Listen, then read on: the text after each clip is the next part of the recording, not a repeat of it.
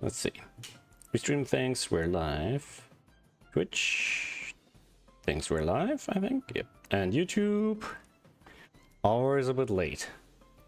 Come on, Bluetooth. Bluetooth? What? YouTube. Watched too much Prince lately. Alright, YouTube agrees. Alright, welcome to Code Hangout number 216. Wow. Is that 4 years worth of Code Hangouts if I do them weekly? Really? Really? Really? That seems like so many. So if I go down to, oh my god, it's gonna be annoying to scroll like this. We're going down to the earliest. I mean, I think I didn't number them properly until like 30 or something. So let's say somewhere around here. 33, 32, 31, 30. Where's it go? Did I do them more up? I must have had some extra ones. And that kind of looks roughly like 30. I must have. I mean, huh. Wow. Crazy. All right. Well, today I want to look at, ooh, let me know if the volume is a bit weird. I want to look at implementing video game style hotkey UI. So lately I've been playing quite a bit of Night Rain. I'm always fascinated and I've been watching some people play modern games and stuff. Whoa! And I'm always fascinated how well these games kind of combine like different control schemes, keyboard, mouse, controllers. Okay, so these talks don't seem to show anything. Just quickly pull together a bunch of stuff. Kind of like this, right? So where somewhere on the screen it always shows what the buttons do, and it's often across the bottom row of the display in modern games. Jesus, it's kind of like the yeah, these games don't actually show it. Okay, these are very old games, and I'm thinking, could I apply this to Pseudopad? Like, it is not a traditional video game. It's, you know, it's more of an app engine, but it has a lot of hotkeys. And while not everybody might want to see them, most people don't see prolific Sudoku coding. Yes. Hey Jim, welcome to the stream. I mean, we don't have wheels and stuff, and controller support is something I would love to do, but I haven't quite figured out yet how. But I'd like to experiment with just showing all the keys that can do something on screen at like, and this might be more of an experiment. Like, it doesn't necessarily need to lead somewhere. And I couldn't find anything like explicit. I couldn't find like a recommendation, this is how to do it or whatever. But it's clear to me that a lot of modern games are sort of, you know, bottom left, bottom right. I mean, sometimes they show the hotkeys next to the thing, left button, right button, but I almost don't even like that. I'm mostly looking at how Night Rain does it, and there's very little of it elsewhere than near the bottom of the screen, or at least the bottom of the current dialogue. So I just want to kind of look at it right now. So for example, there's a bunch of hotkeys currently that are always available, but currently 1 through 9 just put in the digit. While if I'm in this mode, 1 through 9 put in the color, right? But we also have ZX, CVB, right? But we also have space and shift space, right? And undo, redo, and so on. Now, one of the issues I have internally is that hotkeys aren't registered. Like, there's no registry of all the hotkeys. And hotkeys can be implemented anywhere, including in plugins, external code, and so on. But that needs to change. I've always wanted to change that. So I won't, with the system as it is right now, I won't even be able to do what I want to do, but trying to do it might tell me exactly how I need to change things to make it better. So I think right now what I really want to do is I want to almost kind of like fake it. I want to like do a sort of pretend version. And, you know, for example, I have this hit button, and this was sort of kind of like an early attempt at something like that, but I never took it further. because this needed to know where things are, and it does surprisingly work with kind of resizing, right? But yeah, I don't want it visually overlaid like that. So at the moment, all I'm really looking to do is kind of have a display across the bottom, like, and I think I'm just gonna temporarily implement this as a separate feature. But of course, that's the sort of thing that needs to be part of the core. But it needs to be part of the core that's the UI and the HUD, not the puzzle engine. It really has nothing to do with the puzzle engine because it doesn't interact with the puzzles in any way, right? It just needs to know, it needs to be able to trigger or like have hooks and event handlers when modes change. So when you're in different tool modes, right? Like if we're doing this, you know, or if I'm opening a dialogue, suddenly all of that will change, right? But it's a bit of a study as such. So I think we're gonna create a new file and we're gonna call it feature, and I'm gonna just call it Hotkeys for now. But I think I actually in the past looked into something related to customizing keys. Well, excuse me. Well, for now, I'm going to use the project number 9 feature as a template.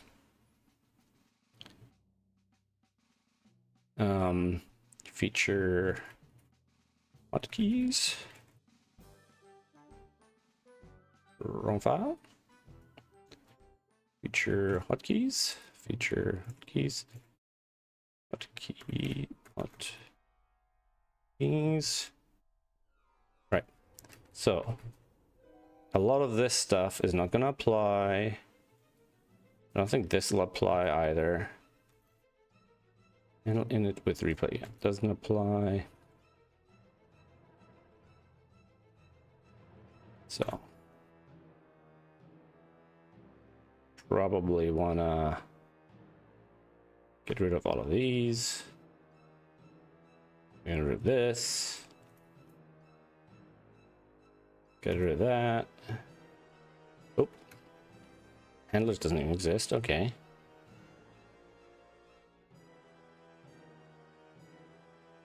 Like clear layout, load layout. None of these make sense here. Handle settings change, handle early init. That doesn't make sense either. This doesn't make sense. This doesn't make sense. All right, now I don't know what I've changed here, but I think this should be most of it. And helpers. Nope. All right.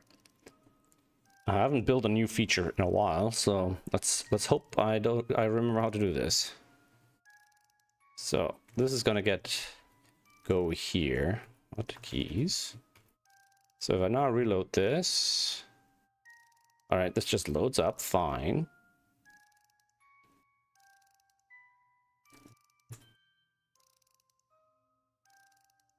And let's see if this actually gets here. Boom. All right. We don't really have a setting associated with this. I don't actually recall how settings are implemented in that way. I think if we want a setting in a feature, so for example, puzzle font, that's apparently a more recent one. Oh, that was for the Christmas special. Oh my god, that was 6 months ago. That's how long I've added since I've added a new feature. Yeah, so if I don't have a setting, we don't really have a setting thing. Yeah, I'm gonna add an experimental setting for now. In the future, this would be more the sort of thing that's on by default and you can disable. But I'll also want to reprove that people shouldn't have to dig into the settings. It should be, you know, more accessible. Hotkey HUD.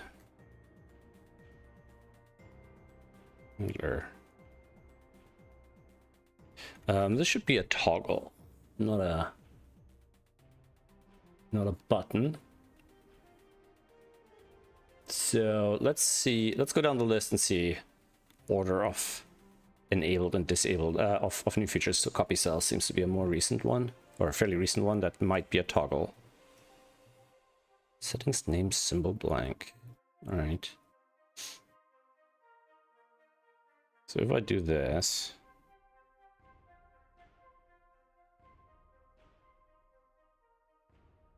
here, put that on an experimental, and it goes on the handle settings change, right? And then we can see attach element and detach element. And I really should come up with a more generic nomenclature for those API calls. And in fact, they should be handled by an API system. All right, so now there should be an experimental setting for hotkey HUD. Now it's attach element. Okay. And then I basically want to just add like something on the screen, and it's probably just going to be for now it's just going to be a div, I guess.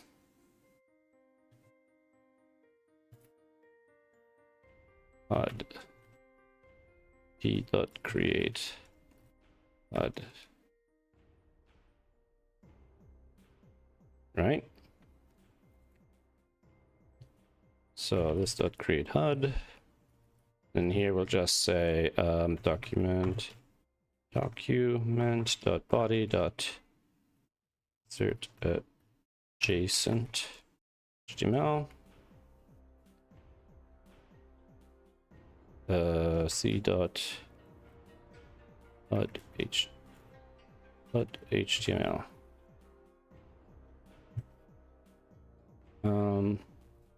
That'll go here. HUD. And that'll just go before end in the body. And we'll log that out as well. Create HUD, yeah. And we're probably gonna need to look into the elements here. Let me just change that so I don't get that dialog. Now if we look at the bottom of our thing, we have this here. Okay, and then we'll probably want to do something like this. Hotkey HUD. And then here we'll just say hash hotkey HUD. And now we want to make sure this is sort of attached to the bottom of the screen. So we'll do, I mean, right now I'm probably just gonna overlay it on everything and then just attach it. So the board will need to take care of its own margins, right? Position absolute, bottom 0, left 0, bottom 0, width 100%, height to RAM, outline 5px solid magenta. So if I do that, something should exist somewhere.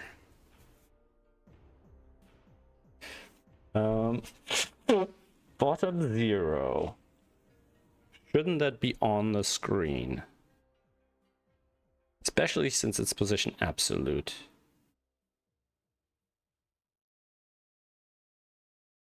Left 100, height 100, bottom. Left 0, bottom 0. Or is it top that I want to specify? Minus 2 RAM, minus 1 RAM. I mean, it's positive to go, if I say 50 RAM dashed magenta. So that's really chunky. No. Top 0. It should just be the top, right? Nope. It still shows it's off screen down below. Hash hotkey HUD. Yeah, this style is not being attached. Am I doing this wrong? Hotkey HUD. Hotkey HUD. Feature style sheet. Feature style. There we go. There we go. All right.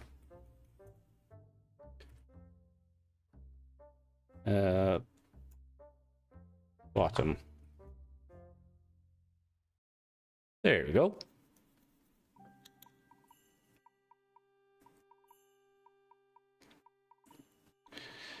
And for now, I'm just going to give it some sort of background ash RGBA 000 0.2, something like that. Just like a light gray background, just so to remind myself that it's there.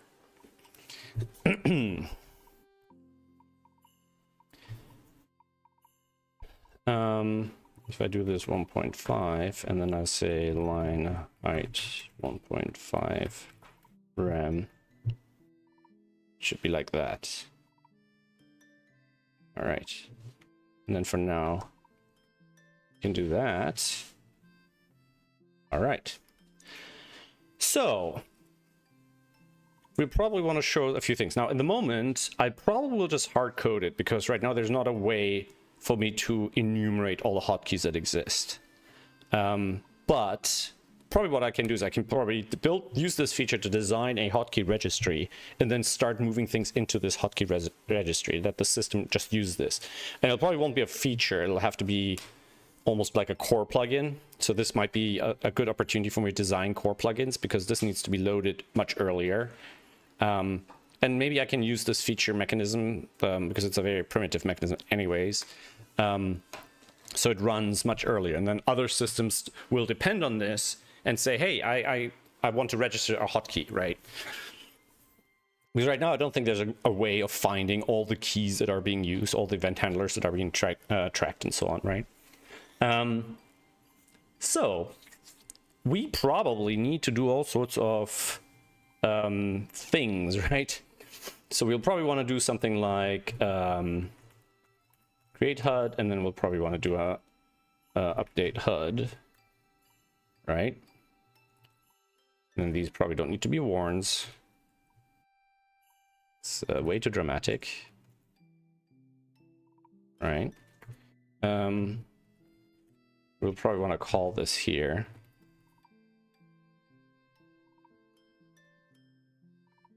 And then this should be an update HUD here. Okay. And then we'll just say const HUD yell equals document.query selector hashtag. And we'll probably, yeah, hotkey HUD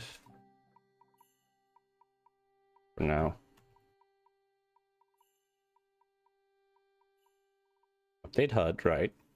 And then we'll probably do things like looking into the current mode. So app.mode.car.mode app.puzzle.car.mode.tool. Cool. So for example, the Z, X, and so on buttons, I don't actually know how they figure out where to go next. So maybe we just want to look at that mechanism.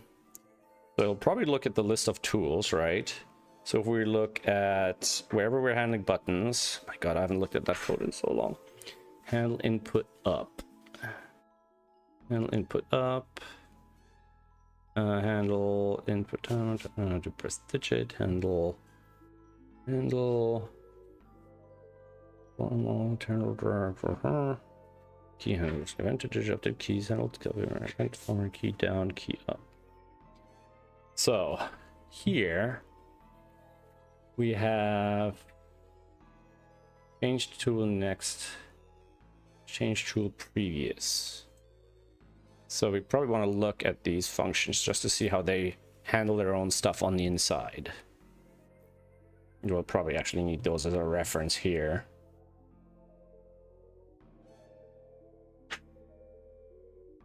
All right. And then here, I guess we'll start looking into this. I think we don't need all the other stuff. Well, here we'll probably want to do const. We'll just get references to everything. App puzzle. Right, and then here we'll do app.get tool names. Normal corner center color pen. Okay, and then it'll say tool index, tool name, previous tool, this dot tool, app dot tool.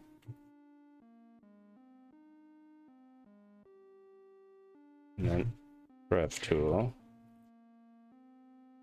And then get tool names. Right? And if that's a bit too small, let me know.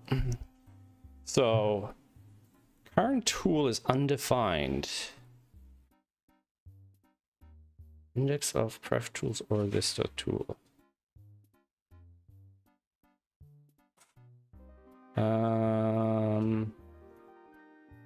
Pref tool. Tool, pref tool, get tool names. So,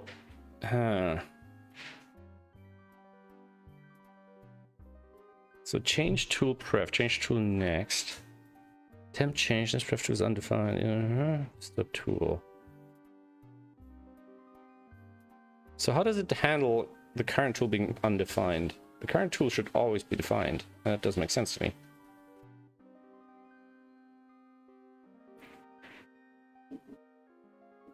Ah, maybe it's too early. Maybe this ran before this. Huh. So if I log this as well. Ah.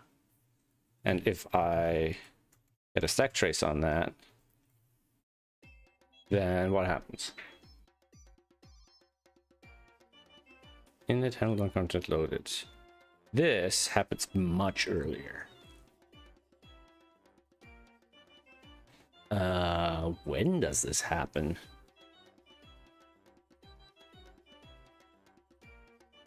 Well, I guess that gets when everything gets loaded. When does this happen?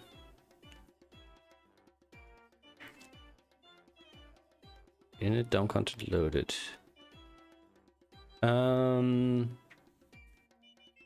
How do I wait for this? Because this init call, is this the same as app ready?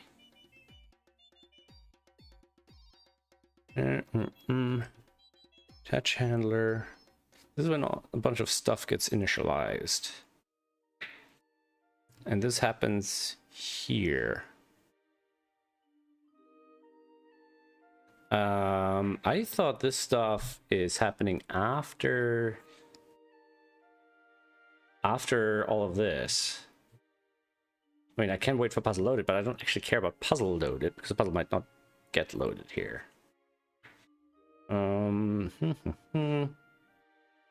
Init.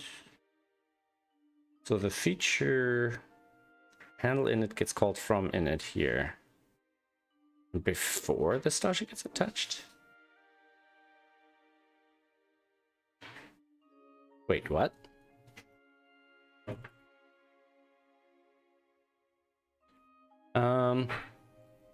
I thought this would be calling handle init. Handle init. Init, handle init. Handle init gets called from init. Ah, but before the style sheet gets attached. Huh. And all of this gets called from add feature, which does wait for the promise in with app. It waits for the promise with app, but that doesn't wait for the init on on here on handle DOM content launcher. So does this do something? Because this is where the app gets created. Loading certain features ahead of initially likely to not all settings ready in times. Load async in queue. Is the whole init here? Framework get to names. Yeah. So init settings. So app init is here. App init gets called right away. Wow, how does the feature get loaded earlier?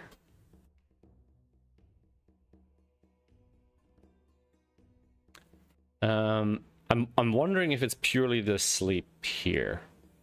So if I do if I go here, I'll do an await sleep 0 like that, and then after sleep. That's probably why this is happening actually in the first place. So then after sleep, this would have happened.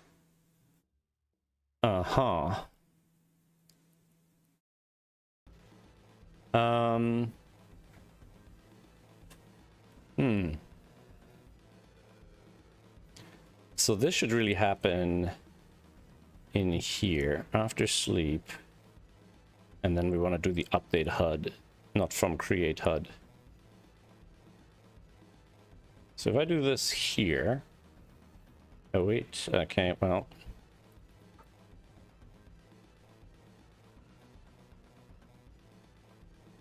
I think we can do this, right? So init, handle init, change tool.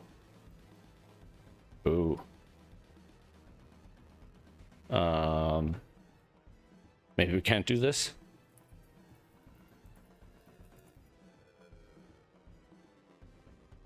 Handle setting change, handle setting change 2. Handle setting change. Attach element. Attach element.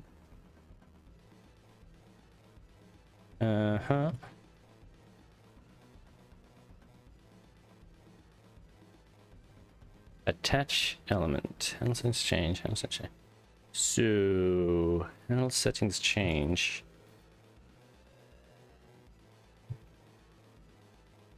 What is the value of setting here? Undefined. Why would that be? Huh. Setting true. Okay. So it was just the setting here. So after sleep, and we get that. Okay. So shouldn't have to do that. Shouldn't have to do that. Shouldn't have to do that. So we get create HUD, attach element, create HUD. And then in create HUD we don't actually care about, and then update HUD we get. So now we know tool is normal. Okay. And then the hotkeys for moving through the tools, because there's not just the previous next tool, there's also the jump to a specific tool with the bottom row, ZX, etc. Is that encoded here? I'm gonna embiggen this a little bit so we can really look at that. I don't actually remember how those keys get handled. I'm guessing change tool might help, right? So if I press X, change tool gets called from handle key down. Okay.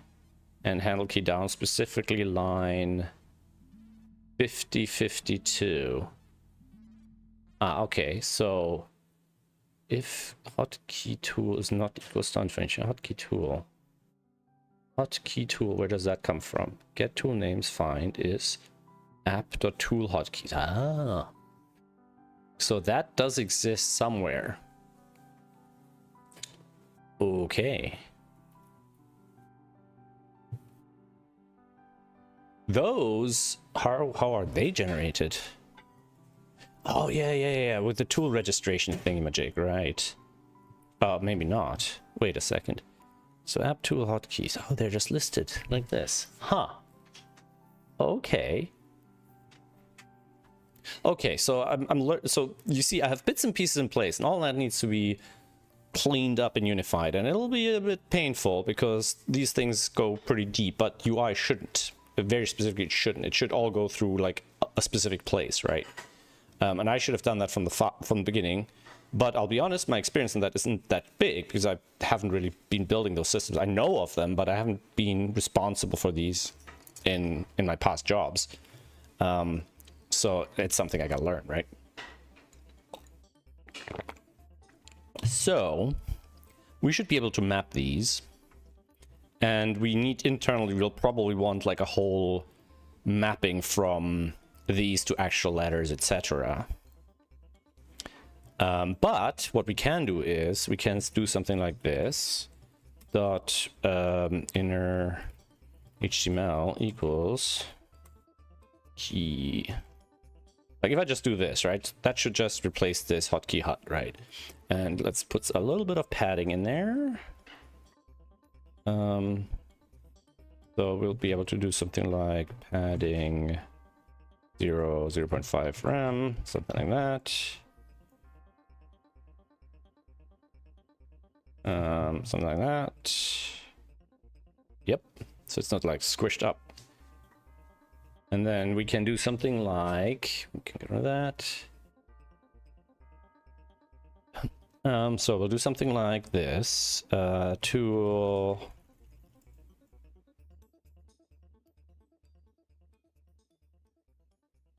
And then we can do something like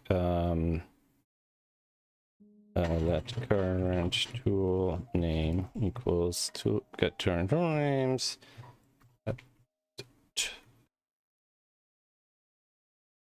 Oh,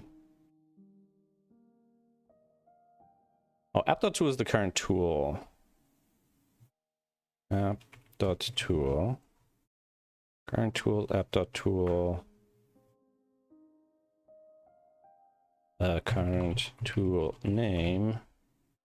Oh, IDX equals dot. So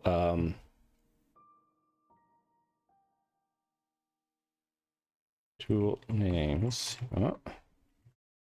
So we'll grab these.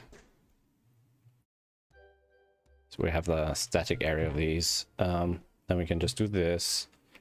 That index of tool name.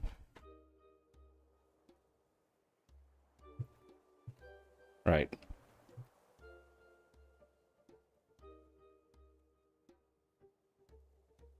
Put these under here.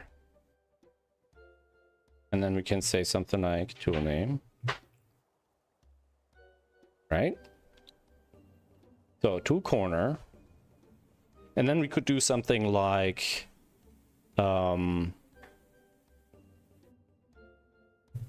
we could map each of the tools to the key Z thing, right? So we could say and right now I'm going to be hard coding a whole bunch of stuff.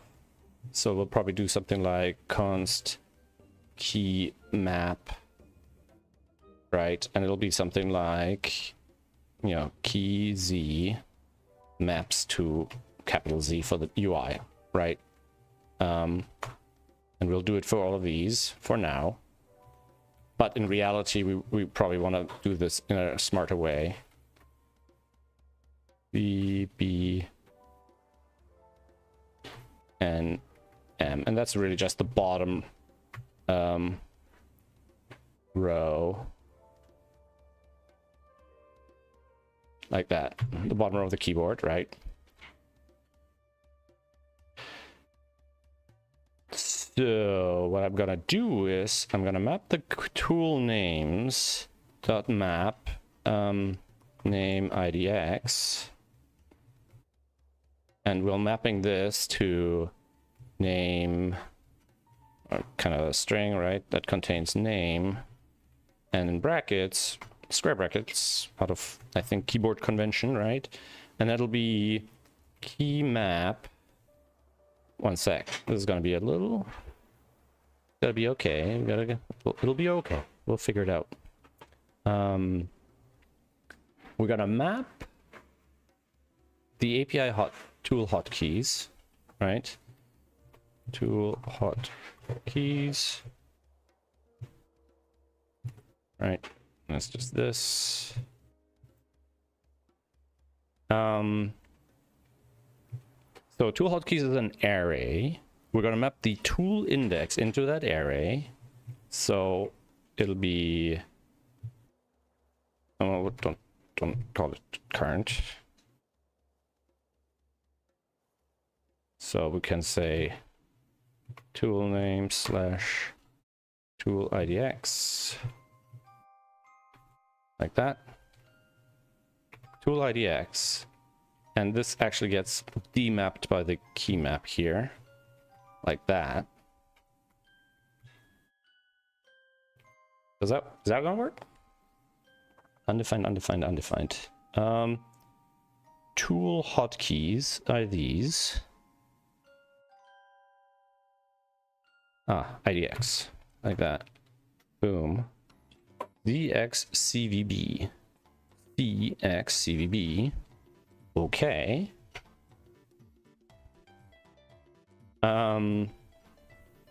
So we'll have something like current tool. I mean, we don't actually want to show the current tool. We just want to show hotkeys, right? So we kind of want to do something like that, where we'll take these, we'll join them together, kind of like that for now, right? What does that look like? So that'll look like that. Okay, we don't want that, and we'll figure that out, and maybe we'll even have buttons or whatever, right?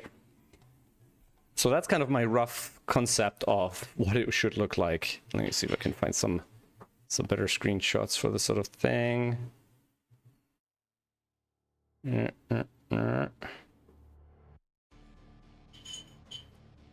Here, usually the key comes first. That's also interesting. So we can do that. But, so now that tells us, okay, if I press X or Z or B, but it tells us nothing about N because N doesn't exist in this setup, right? And it's dynamic when tools are added or removed. We're also going to run out of space down here very, very fast. So I think for the for this, experiment, we want to make this a little larger. So we probably want to do this, and then we'll do font size 0.8 rem. Does that work? Does that make sense? It's a little large.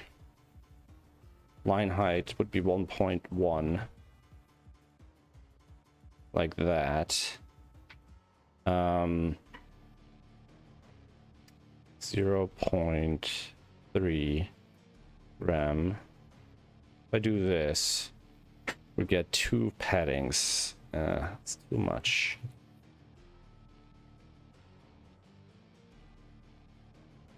Line height. Why is this so tall? We're gonna have to be able to fit 2 lines in here for sure. And this text is too small. If I do this one rem high, and it's a super squeeze. Yeah, we'll figure it out. And then we'll have something like next tool, previous tool, and so on and so forth, right? So what about we'll do something like this, div, and this will be the first line. Kind of like that. And then we can do another div with something else. So I want to know which the previous and next buttons, what they will actually do. And there's more than one previous and next button, right? So for example, there is page up, page down, I believe. Yeah, so if we look at these and see where they come from 5019. And I think these are all hard-coded here, right? So we page up, page down. I think this is the sort of thing we'll probably want to be able to use icons for. I think I had one of these open with like standardized button prompt icons kind of thing. If I can find it again.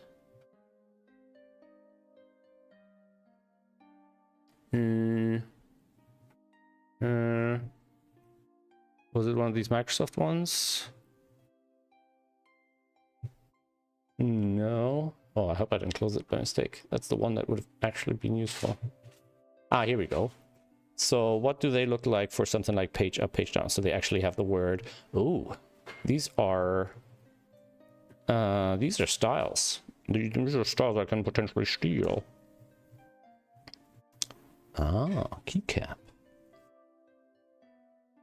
Can I just copy rule?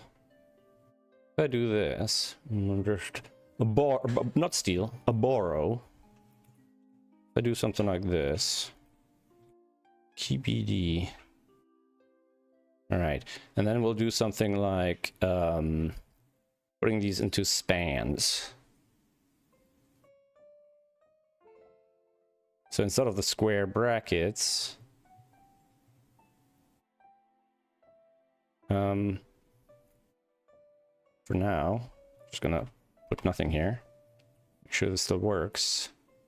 And then instead of these, we'll just make them span. Class equals picture 2. Span. And I'm tempted to make a function for this sort of thing.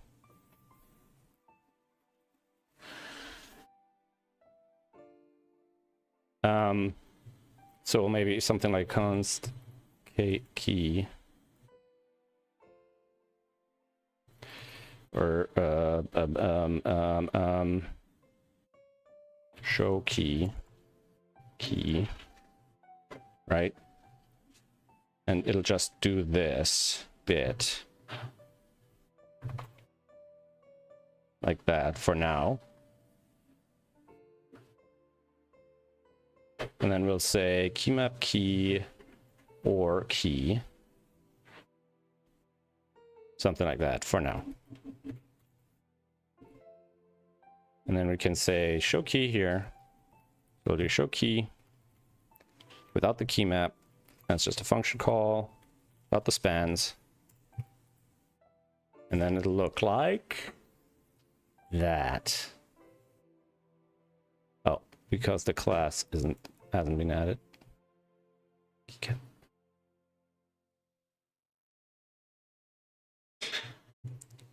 Forgot to add that. Hey, look at that. It's a little small, big. I haven't given myself a lot of space, have I? We need more. Need more space. We need more space. What if I do this? Gonna overlap the puzzle.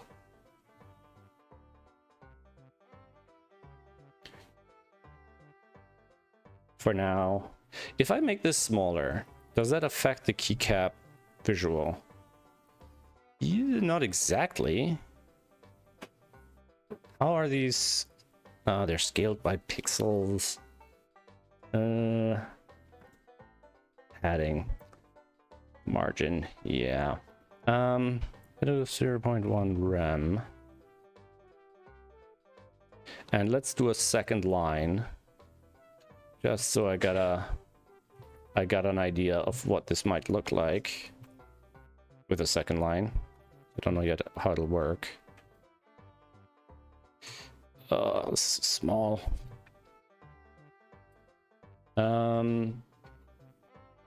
Heading margin, font weight, bold, minimum width. 1 rem. Okay. Border width. So the border creates that 3D effect. That's all right. Border radius 5 pixels.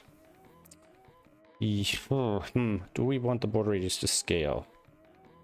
Potentially 0.05 rem. If I do this, no, 0.1 rem. It's 10% of the. Oh, that's tiny. Am I getting this wrong?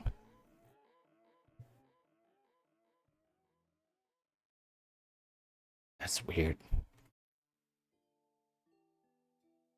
It's a bit too square like that. And that's too much already. Maybe it needs to be 5 pixels. Let's not touch the border for now. And let's see if we can do something with the padding here.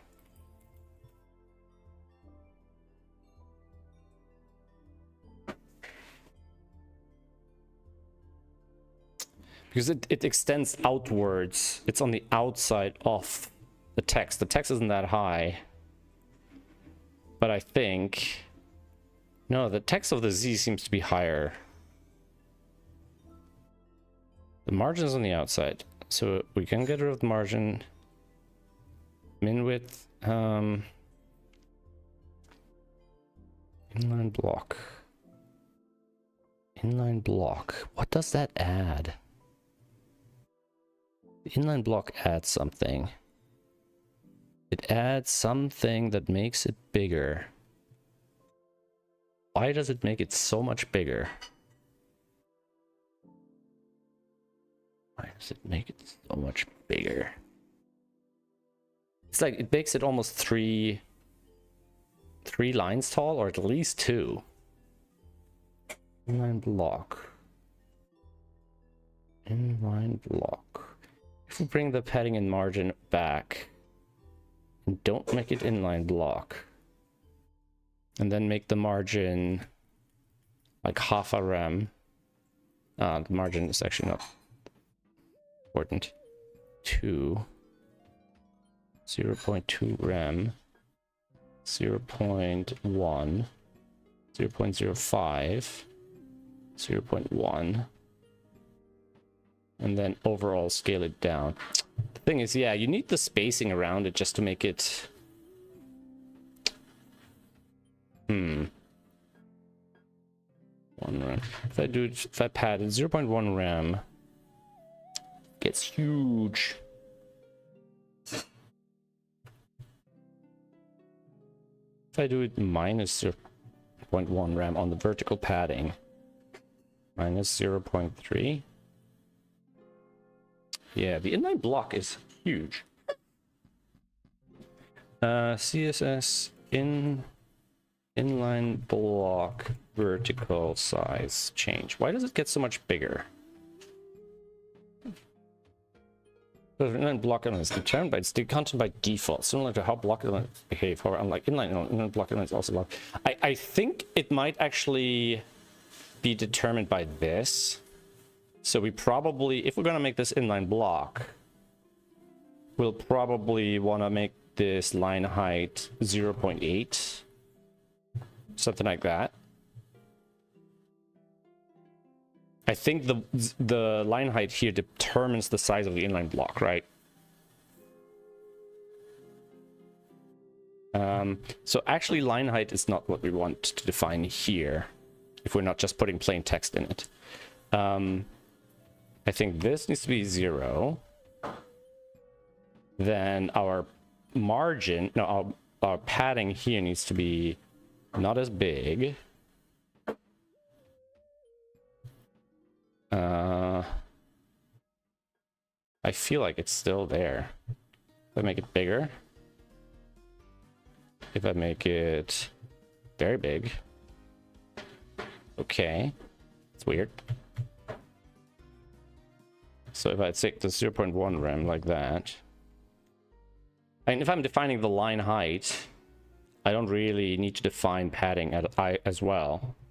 So if I undefine the line height here, how big will it be? It should be the same as this, but this gets added to the outside of that. So I kind of do want to define the line height here. So if I make this like that, and then min width is 0.8, whoops, 0.8, and line height is 0.8. So it'll be square.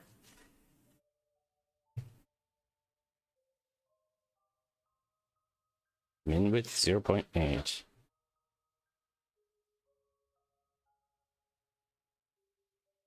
Min width 1. Now, I don't understand the paddings included in the minimum width. That shouldn't apply because of the like I can define that via the line height, right?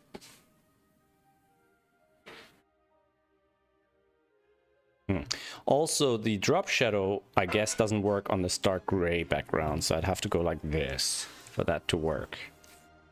Okay. If I make this 2 rem, and then margin, what is the margin? 0.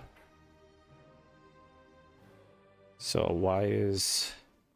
Oh, because I have padding here. Top padding. Font size 0.5. Is that actually being used? Yes. So I actually don't want to get smaller on that either. Talk about, you know, usability and all that. Are we scaled? Yeah. Got to be careful with the zoom here.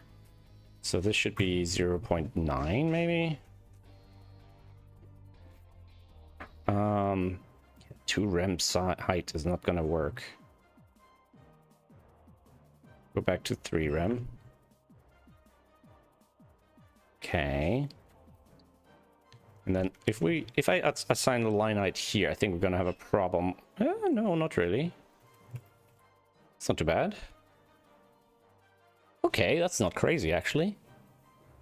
Okay. And we kind of started this for the page up, page down. So now, for example, we can say something like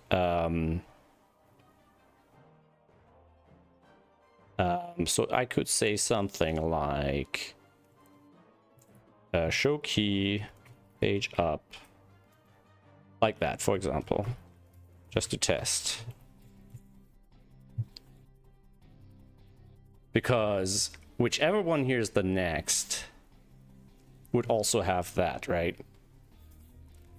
So I, you know, because what I was saying is I could say page up is next tool, but we can also say whatever is the next tool has page up as one of its potential hotkeys, right? So the hotkeys that each tool has will change, but I don't think that's a good user experience. You know, I'm saying, okay, each tool has at least 3. It's assigned direct letter, it has page up, page down, and it has shift and space and control space. Right. So we can do something like this, and then we can say CTRL plus space, for example, right? And if I compare it back to here, enter, so control would be, oh, spacebar.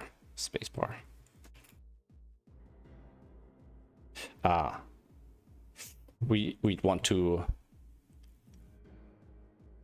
want to do it like that. Yeah, so show key might handle the slash versus the plus in the future as well. Because it'll be actually this, really.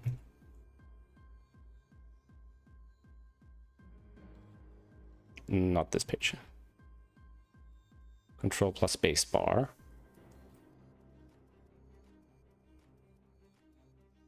Right. And that would be the next tool, which currently would be whatever that formula returns, right? So we can look at our next tool thing here. So change tool, next tool. This one calculates our next tool. Sorry, this calculates our next tool. So then we can say something like, we have tool names. we have tool index. We might as well write this out. And we can probably do pref tool as well. So let's do this, right? We'll do tool pref tool equals app, right? And then we'll have tool index.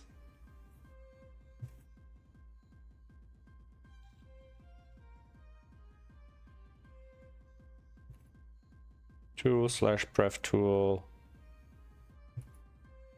slash tool index. Boom. Right. And then we want to calculate, so that's pref tool or tool.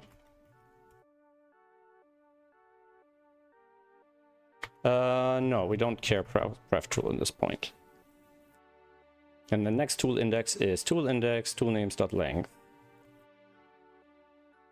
And then here we have that. Like that.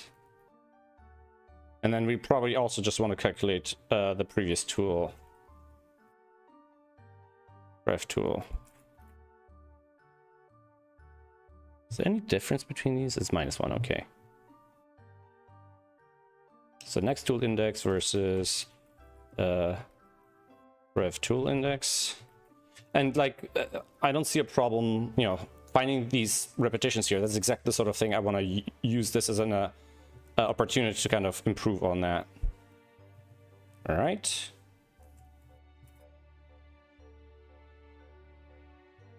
All right, like that. It should still work. And then we can just say, okay, that's next tool index.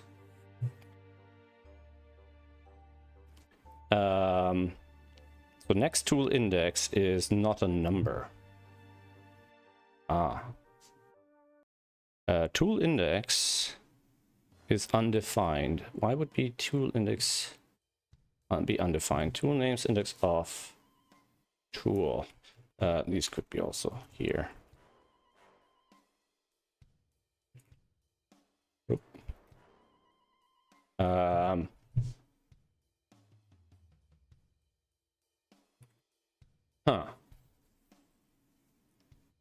Index of. So tool names is that we have a tool. Index of tool should give us the tool index. Normal corner center. Tool index. But tool index is undefined according to this, which doesn't make any sense. Tool index. We have tool names. We have tool. Oh, wrong syntax. I don't know when that got switched. Oop. All right, so now next tool index is 3 and previous tool index is 1. And then next tool. So page up is... page up would be previous, I imagine. Previous. So this would be previous. So we probably want to say next tool first. Right. So we want to do page down, spacebar, and that'll be next tool. And that'll be tool names, next tool index. Right. And then this will be tool names. Sorry, it goes there. And this will be tool names, previous tool index. Right? So we'll have page down or spacebar becomes color. Page up or control plus spacebar becomes corner. Now, this doesn't tell us exactly what's going on here. So that's exactly why I'm doing this. Like, this is a bunch of stuff, right? But in reality, we want to say next tool in brackets color, right? So it'll be something more like next tool, boom. And then here we go, previous tool.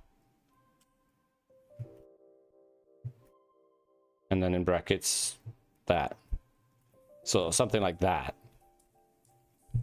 And maybe all the tool stuff could be on one line. But you see how long it'll get, right? So I'm wondering if, like, do we want to, so now the idea is, okay, so it doesn't currently update. So we need to update it on various, many different key presses, right?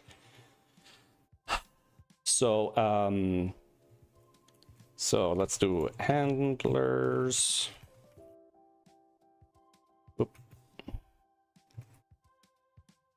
Handle key up, for example, right? So here what do? We're doing handle key out, down, handle key down, handle key up. So handle key down, handle key up. Now the issue I have is I want this to happen after any of these. So I need to be careful, right? Like if I want to update after you release a key, I want to update because now after releasing the key stuff has happened, right? So in these cases, we probably always want to do a await sleep. So we're waiting one tick and then we're doing the execution of this stuff. Which could potentially be a problem. Although we're always just running update, which means it's only gonna update. It's always just gonna show what's going on, right? In fact, we probably can put that sleep up here. And then we'll probably want to do like a debounce on this. So this is just gonna be update HUD, update HUD.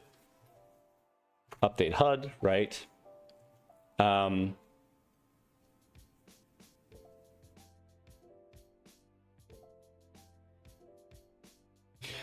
we just say handle update HUD, and then we'll just run it whenever it needs to be run. And then attach element, we'll do document, sorry, but I'm just gonna quickly check where this is being used. So we're gonna have rem handler and add handler. So we kind of want to do that. So add handler, document key down this dot, and update HUD, and then detach, we'll do a rem handler. Right. So now we have a syntax error. Syntax error. This is not async. Boom. Probably needs to be async as well. Right. So now the idea is as I go through these, oh wait, it didn't get updated. Wait, what? Ignoring add handler update HUD.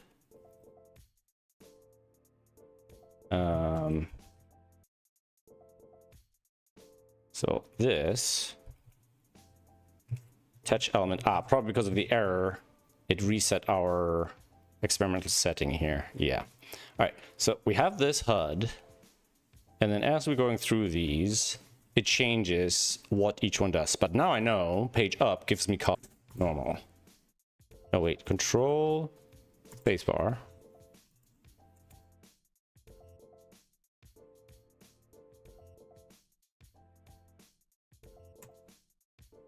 Alt spacebar? No.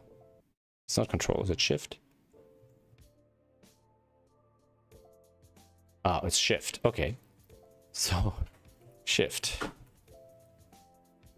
So shift.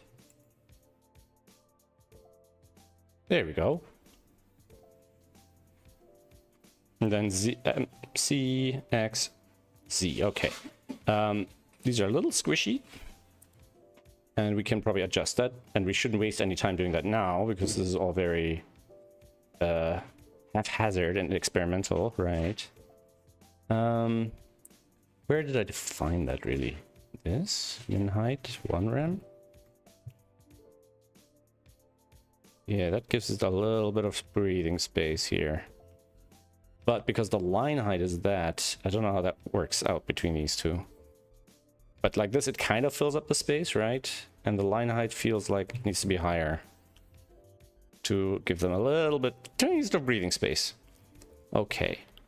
Now the thing is, this is literally just the tool hotkeys, and those are always available. So this is gonna get very clogged very quickly. Now spacebar, for example, we can probably have a Unicode space. Okay, Unicode space. I don't know what it's called. Space bracket. Like there's a symbol. Space bar display. There's like the symbol. Unicode spacebar display bracket. Horizontal. What is it called? Yeah, like in documentation stuff. Tin pot. What is this called? Bottom square bracket character. So bottom square bracket. All right. So for example, if I then say space bar like that, and then if I do this, ooh.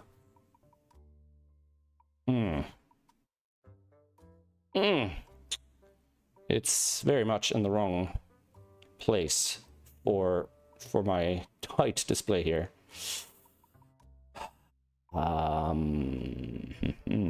If I make this back to 0.9 and then add more vertical padding,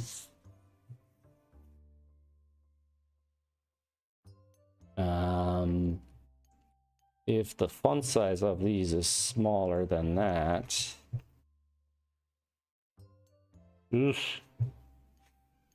do not like. But it's kind of what we need to do if we want to squeeze that in there. Otherwise it'll just not fit.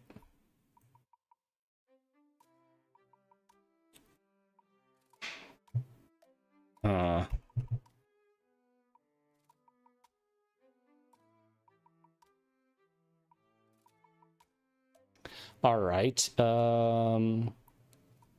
So we have that Unicode page down. What's the page down character? There's like a symbol. Unicode character for page down. That's the symbol. Symbol for documentation. Keyboard symbols. List of Unicode keyboard symbols. So page down these are literally, that's the symbol for page down. I feel like these are also commonly used. Arrow to bar. What is that being used for? Tab, horizontal, hollow up arrow. We have space bar. So these are actually page up and page down, huh? I mean, for now we'll use it, but those, I'm not familiar with them. And I wouldn't be surprised if lots of casual users aren't familiar with these either. But we're gonna have to have some kind of, you know, somewhere along the lines, we're gonna have to compromise a little bit. I'm gonna put this in here, by the way. So shift is up arrow like that. So if I do this, and look through that, kind of looks like that. Page up, page down, shift. So definitely saves quite a bit of space. And then, do these need to be capitalized? Probably not.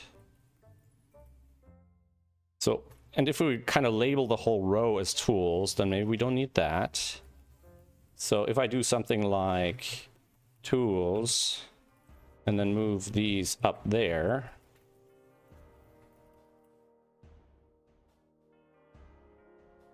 like that,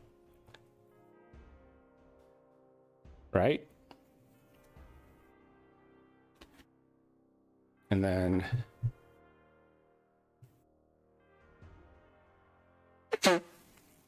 but we also have the temp stuff, right? So control, for example, gets us that control shift, but once control is pressed. Now the temp tool stuff, is that hard coded?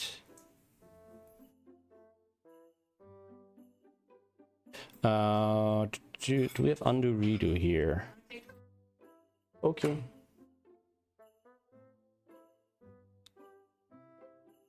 Undo. Is that undo?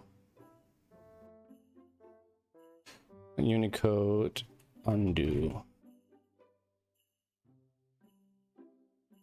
Redo. I like the ones with the little circles. They're not. We kind of want this. Arrows. Can we get like some general? Yeah, here we go. These are much more useful. I mean, when I have buttons and icons, I ideally would use my own there.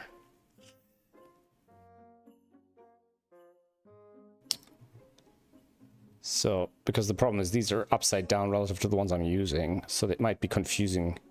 I think this one might be good.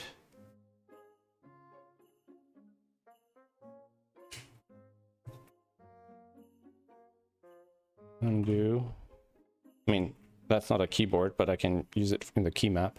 And then where's the one that goes the other way? Undo. We'll want the redo. Redo. Okay. We want the one that goes the other way. Unicode curved arrows. Arched arrows. Come on! How specific do I redo? Arched arrow, redo. I don't want the full circle. So that's not sort of the convention I'm using. Unicode arched arrow. Arched arrow. Not the full circle. Undo, redo. Come on.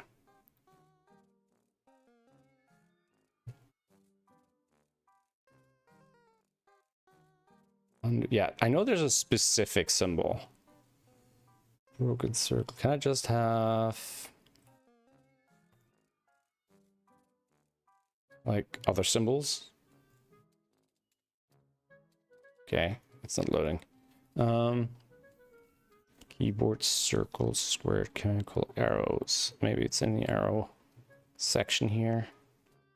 I just want forward and backwards arched arrows. I mean, these are also commonly used for undo redo. But it's not what's on the button, so I want to have something that's similar to what's on the button, which is the semicircle arched arrow. Here we go. Probably these two. I think these two will do.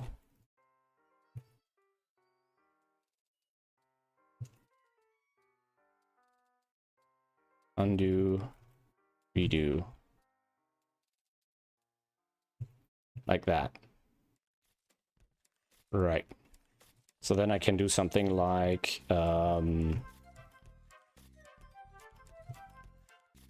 it'll be CTRL plus undo or undo. So for example, if we have something like that, right? Control plus undo. So then CTRL or control, where was that keyboard thing? Here. So the control key would be that. Control. What is usually used for a control key? Unicode symbol for control key.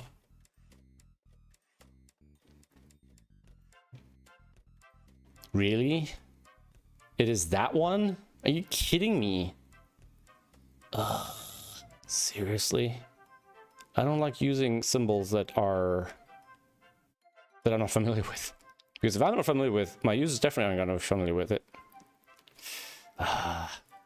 Why is it such a weird symbol? And why is it not more commonly used? And why is it nowhere on this bloody page? Why is it not on this page? Here, there's an icon here. Can I just have the symbol somewhere? I guess they can't use it because they can't presume on the font. Well, okay.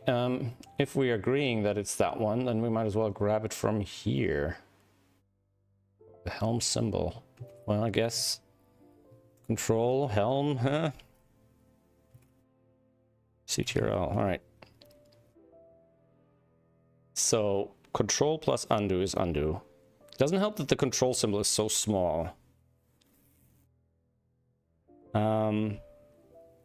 But let's see how that would look like for redo. Redo. Oh, undo capitalized. Oh, guess we can do that. Undo, redo. Next, corner, previous. So as we're going through them, the next and previous change. Now, when we're pressing control, yeah, I need more lines here. We're gonna run out of space so fast. If we bring this up another line, I don't think we're gonna, well, soon it's gonna start overlapping with stuff. Because what I want to be able to do is, for example, I want to show all the digits, right? All the symbols. So for example, if we're in the color mode, then we should be able to look at data control buttons. There's some way of finding all the things that I can press here. So for example, if I say document.query selector button.digit, like if I do this and get all of them, right? And then I'll do map el, map el, and then go to, well, if I just do this, query selector all, probably doesn't have a map, but we can turn it into an array, right? And then each of these guys are kind of like that, and then they have dataset value and key. So dot data set dot dataset key. Okay. So I can do this, but it depends on the tool, right? So yeah, so it would be nice if this could be generic, but for now this is basically hard-coded. I mean, it's just 0 through 9, right?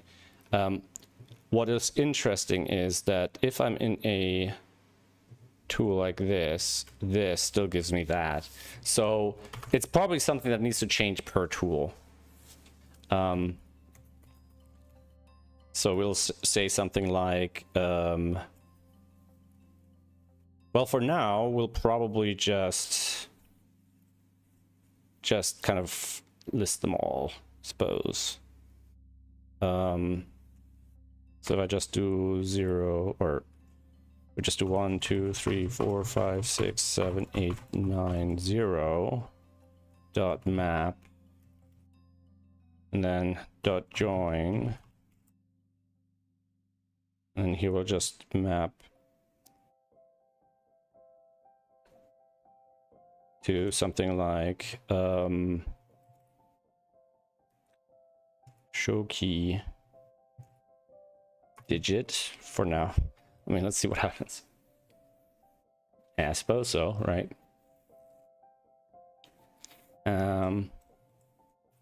And for now, that'll just literally mean put that digit in, basically. But the idea is that if it's for the colors, I can then pull the color from the buttons and show the colors here. And ideally, I would show central digits versus corner digits, you know, so superscript yada yada, right? I.e. maybe with spans or something. But putting them all there, I'd like to have it be possible somehow. We'll have to figure that out. Now that I have 3 lines, we can also take another look at what it would have to look like for the line height and all that stuff. So we have a 1.3 line height. So that probably needs to be a bit more. It's 1.5. Then we're going to struggle with the margins and the padding. We bring the padding down to 0. It should perfectly fit. Except I don't feel that it does. Maybe it does. Okay, it does, but it seems like it's kind of... It has padding on the top, but not on the bottom, i.e. the symbols. Actually, if I look at the text is centered, so it's the symbols that are pushed downward. So these symbols have somehow space above them, but not below. So if I do something like 0.1 rem, 0.2 rem... No, but that's padding. We want margin... negative 0.1 rem, but it'll be top and bottom in theory.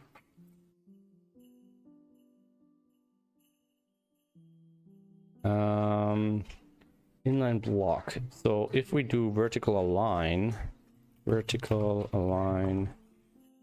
baseline, I don't know how that actually works specifically. Bottom, top.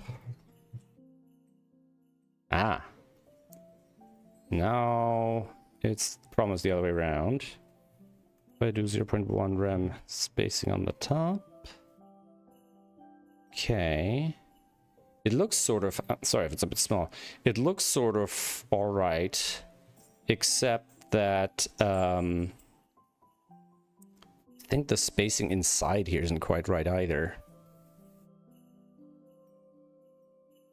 But it's not too terrible. Ideally, I would want these letters to be aligned with these, but of course, since the margins at the bottom is larger, that's not exactly possible. Currently, the line height is 1.1. If I do it 1.0, and then margin it like this, 0.1 rem, 0.1 rem, what does that look like? Can I eschew things?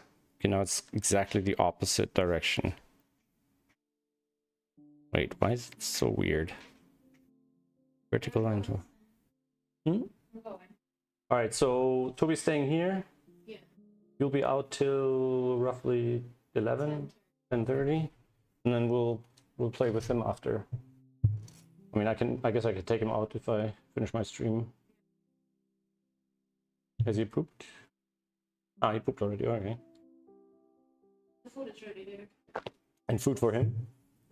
For him? Okay. And meds? He's done. All of them? Well, 2. Ah, yeah, fair enough. Okay. Okay. Thank you very much. Have a good time. Give my regards. Let me make sure. As it gets darker, the dog isn't left in the dark because I haven't put on lights in other places. At least there's some light in the kitchen now. Okay, these are... I'd like to reduce the spacing underneath. Ah, no, wait, I reduced the spacing on the top. Why is it like that?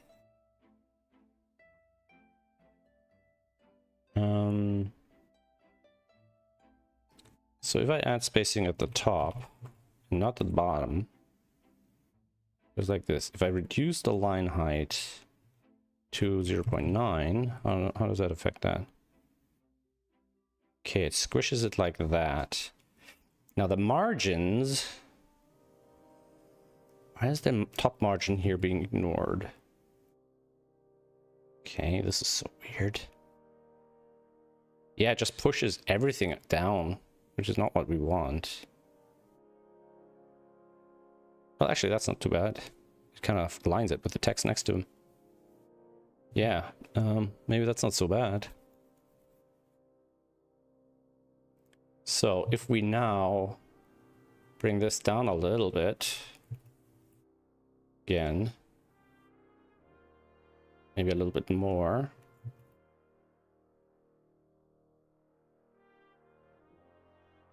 So here are the divs. They're abutting against each other. There's extra spacing underneath, which we don't really need. So 1.3 times 3 is 3.9. But then it doesn't fit. That's so weird. Why does it not fit now?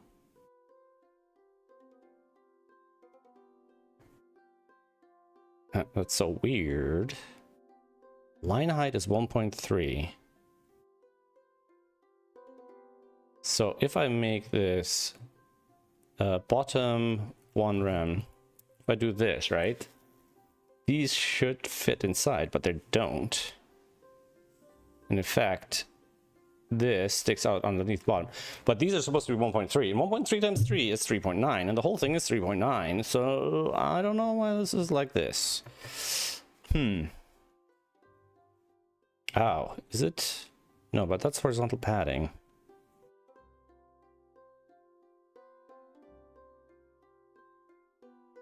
$21.3. And then the whole thing. Sick. 62.4. So 62.4. 62.4 divided by 3 is 20.8. And these are 21.3. So these aren't correct. And it's very difficult to kind of make the whole thing work if the individual parts don't math correctly. All right, anyway. Again, I shouldn't be worrying about that at all, to be fair. Yeah, now the symbols are too far down again. Is this depending on the zoom? Oh, it seems to be fairly stable under different zoom levels. All right. Since I don't have a good way of superscripting or subscripting these, I mean, I could use the same style to kind of simulate a cell, right? So that would be the easiest thing, so I can show the digits are in the corners and all that sort of thing. But I think for now... Ooh. Oh yeah, so that also doesn't do it. So we need some more event handlers here. Change tool.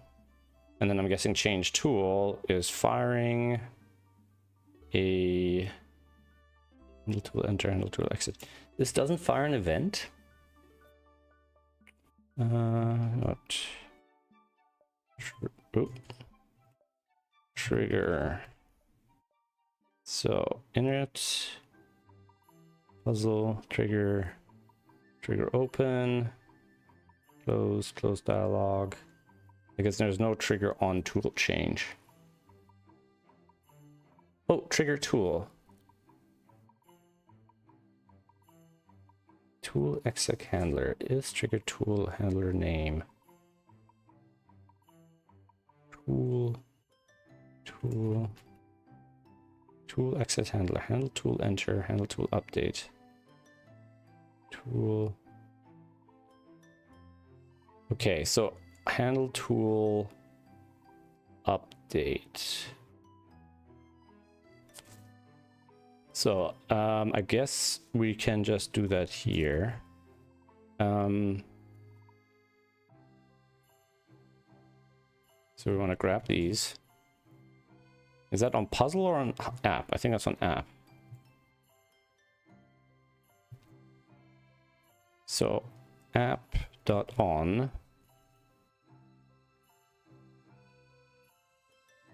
And the event handler is on tool dash handle tool update. Tool dash handle tool update.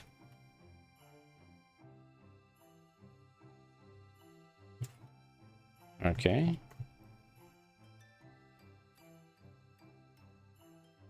Let's get the arcs here as well. Like that. So now, if I click here, I see a bunch of stuff happening down here. And this updates as well. See how much stuff is happening here. Handle, update HUD, blah, blah, blah. Okay, just the update HUD stuff. Okay. So we need to remove that here as well.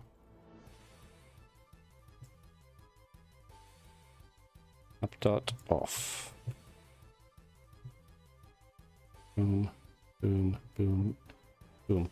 I'm seeing the space icon here is once again pushed out. I wasn't paying attention.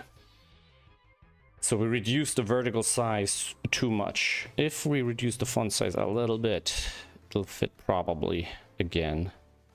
We also need a little bit more. So if we make this 1 rem and then this makes this 7.5, let's say. Yeah, it sort of just works. It is a struggle. And these digits aren't quite aligned again. I'd like to have internally slightly smaller at the bottom. So if we make this like that and then this 0.5 like that, so let's shift it down even a little bit. If I make this 0, to bring it down further. Doesn't look like it. Yeah, because I'm messing with the margins again. We need the padding. The thing is, the bottom padding, I think, is determined by the character, and we can't remove it, actually. Okay, that's not too bad. So, what I really want to do more so than the colors, even though I do want that, I want things like control, right? So, on the temp key stuff, and this is going to be not easy, and that's part of why I'm doing this, is to learn how hard it's actually going to be. Oh no, my Explorer crashed. God damn it. This is going to be a bit of a pain in the ass, because I'm going to have to kill Explorer and restart Explorer without losing my stream. And hope everything keeps running while Windows poops itself. And of course, it'll mess my buttons up because all my internal tools won't work anymore. And why is that coming up? Did that show in the stream? I'm curious now. Because I get like a flash of a white dialogue of like a Windows startup wizard kind of thing. So I have to restart this, otherwise all the buttons are going to move together, which is super annoying. It has never been useful for anything. Who's ever thought that, oh yeah, all the things in the same application are related to each other, but all the applications aren't related to each other. Instead of saying, hey, I'm working on 3 things, each of these 3 things has a browser window, has a file open, and maybe something open in Photoshop or something. Like, isn't that much more obvious? Anyway, all the things here are in the wrong places now. Oh, and I can't even move them. All right, well, okay, where were we? Yeah, while I would like to be able to show what the individual digits do, because pressing a key doesn't do anything when we're, for example, on the pen tool, right? Okay, let's try that actually. Let's mess with that a little bit, because that's one of the things I want to figure out. Does that make sense? And is it a helpful thing, right? Does that show people something? Can we also maybe remove this for a sec here. Like this. God, this reminds me of PHP. This doesn't work. Um,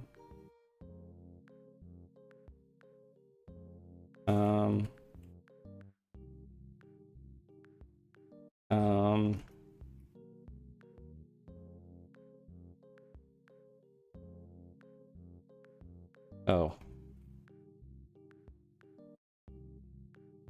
Wait, so can't I do multi-line comments in here? Maybe I'll put a empty string like that. Oh.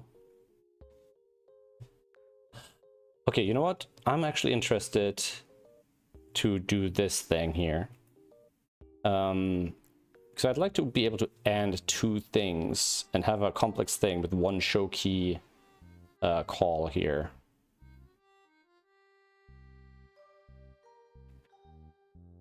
And I'm also thinking, can I make this a chain? So the space is alias to spacebar, and then spacebar is alias to this symbol.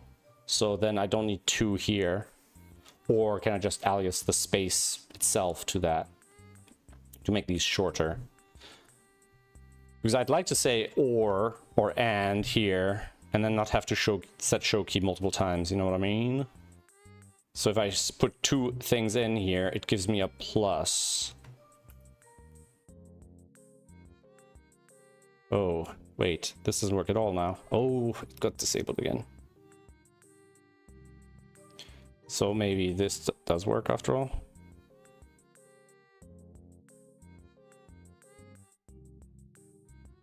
Like, I don't see why it wouldn't. Yeah, okay, it does work. All right, never mind then. Okay, we'll do that in a minute then, what I was just thinking about. So, we probably wanna make these into little functions here. So, show key const show or row tools, right? And that's just done this. Basically. And we'll probably want to just do something like this for the sake of our sanity. And then we can just do this. Right? Right. And then we can do the same thing with row undo redo or whatever. We can do row undo or row do row. You know what? I'm just gonna call this row.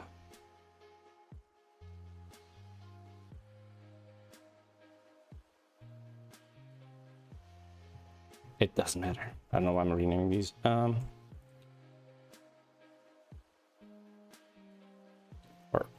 keys A, keys 2. So keys 1, keys 2, and keys 2 is actually going to be this.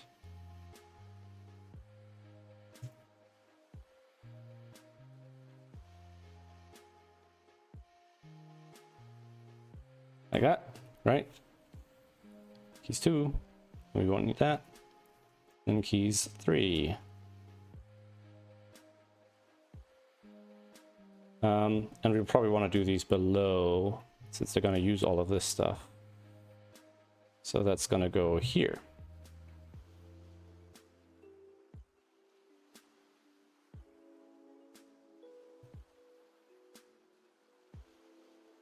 Like that. Right? All right. Then we can remove these for a sec. Just have keys 1 and keys 2, keys 3.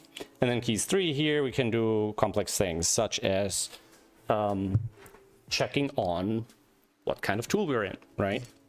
So for example, we'll do something like, if I create a object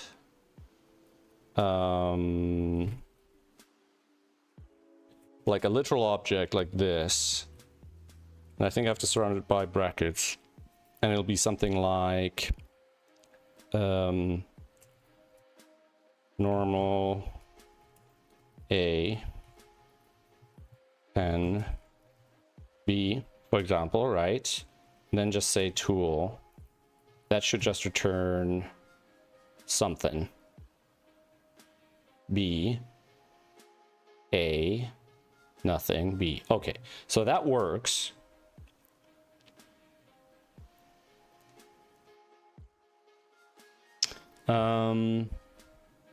Okay, so then under pen we basically don't want to return anything, and under normal right now we want to return this. So we're gonna do this for normal, right? And then for pen we're just gonna return nothing.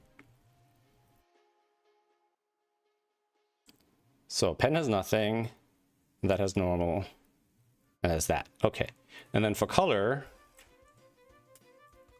right, we actually need to pull the colors, and the colors I think we can pull from these keys, from these buttons, sorry. And they are in the before or after, in the after. So these are going to be slightly more complicated, and I think we're gonna look at that over here. We probably don't need that, and we can probably just do this for now. All right.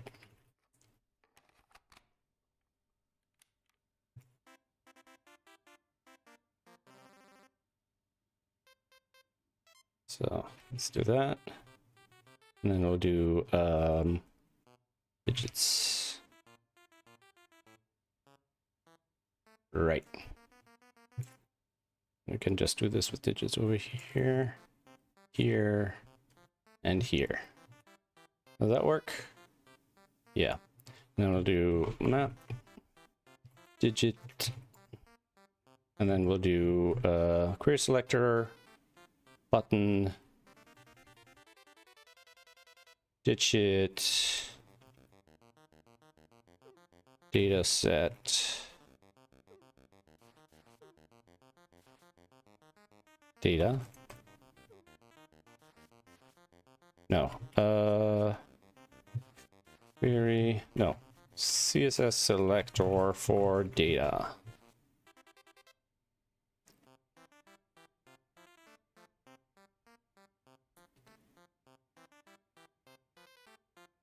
For data attribute.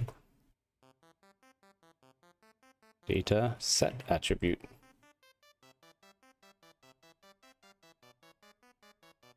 Data dash role. Okay, so this would be data something.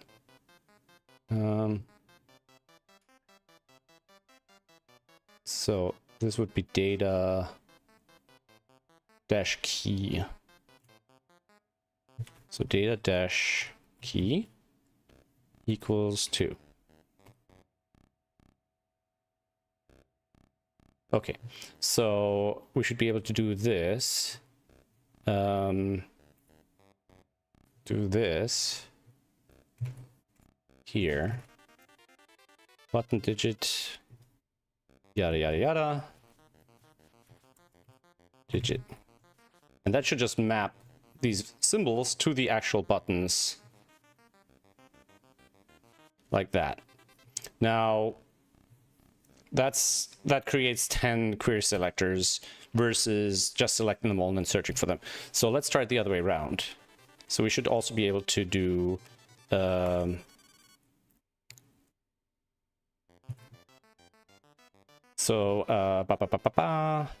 const digit btns query selector all, boom. Let's turn them into an array. Like that. Digits. So if I look at this, right? And then we should be able to find these by whatever, right? So we should be able to do this dot map digit dot find el dot data set key equals digit, right? That should do the trick. My god, it feels like I'm going down a rabbit hole, but that's kind of the point. That's exactly what I'm trying to do. Can we also do digit buttons dot map el dot data set key?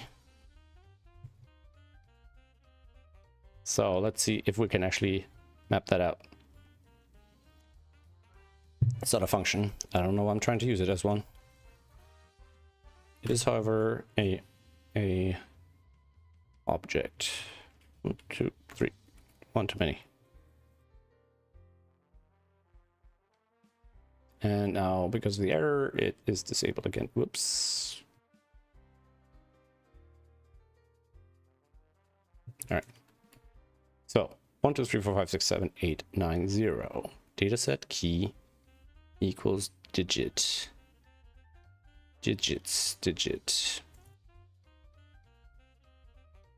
The digits are numerical. This won't work.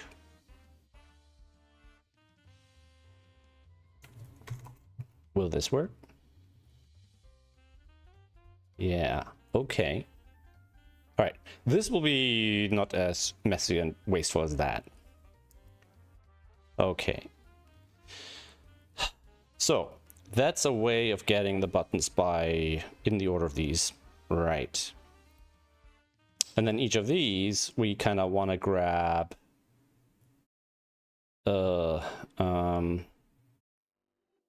so map. Now these are ELs, el.inner HTML. The thing is, I don't think the before and after shows up in the inner HTML. Shoot. What does show up there though, after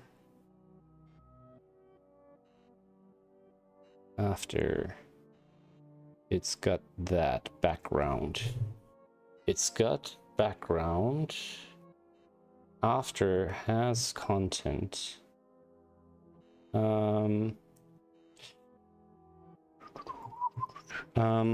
Access CSS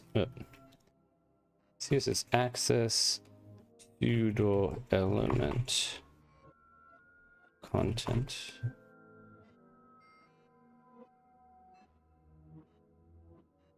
How do I access the pseudo elements? Via DOM.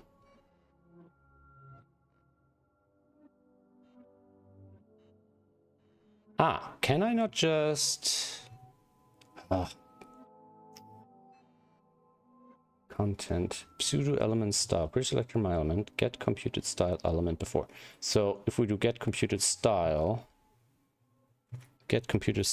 after, for example, they're gonna do something useful? No. Yeah. Window. Okay. So if I do this, I get CSS declarations. And the one I'm looking for is something like background. Background. Right? Oh. But that's the computed style. Ah, but we can grab background color. Like that. Or Or we can pull the custom colors from the tool directly. So the color palette is somewhere, and it's managed by something.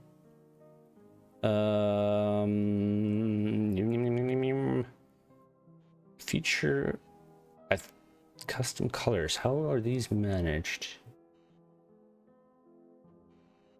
Not from here. Controls, tools, controls, tools. So if we're switching to the color tool,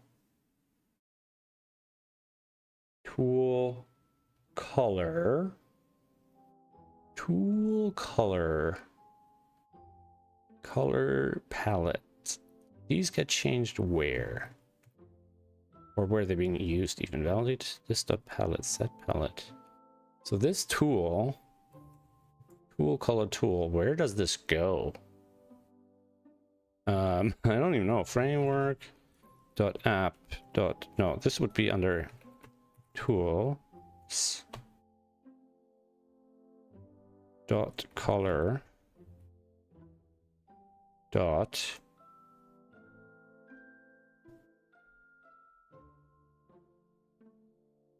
current page. So have the page of colors here. Current page, create palette icon, pages, palette. So we have current page, palette, dot pages.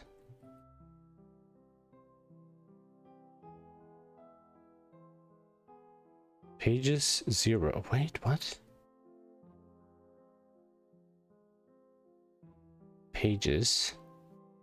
Create palette pages. But where did the color come from? Where does it get the color from? Get color values. Create palette. Oh my god. This is complicated. Pages. Dot pages. Next page. Pages. Colors.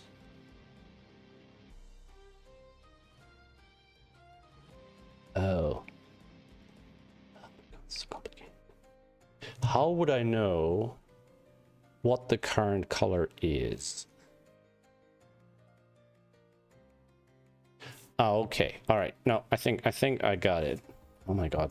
This is complicated. So, got the pages, which gets us the symbols. We have current page. All right. So const color. So tools color, current page, palette, palette has colors and pages, pages, current page,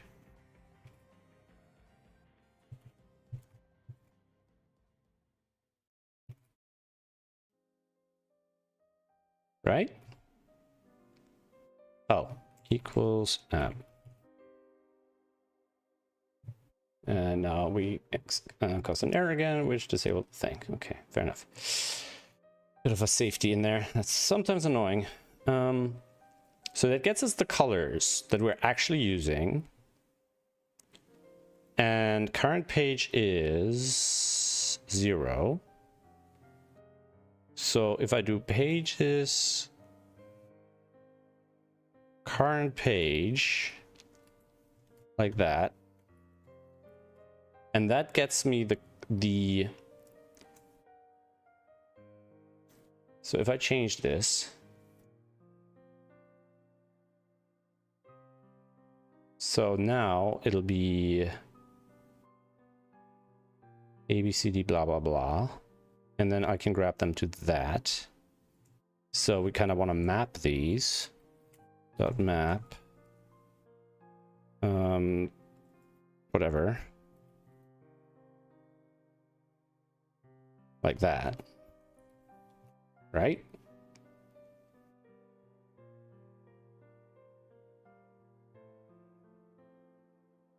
So if I go here, go to the third one, we've got transparent 254, yada yada yada. What are these now? The computed styles, background color RGB 232, but these are after they've been transparentified and whatnot. Also, I don't know why this one would be transparent. That'll be the mapping to 0, wouldn't it? And then this one would be the first one, which is very different from this.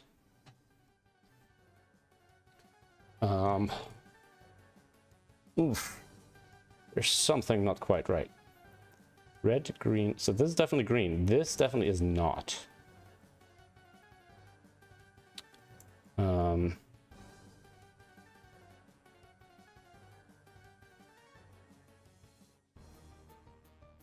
And if I just do this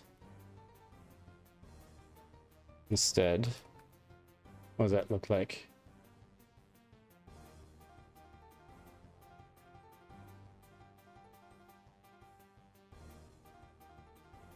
So if I do this now to refresh that, we have computed style stuff, which is these. Okay, wait a second. Guess we can go here now.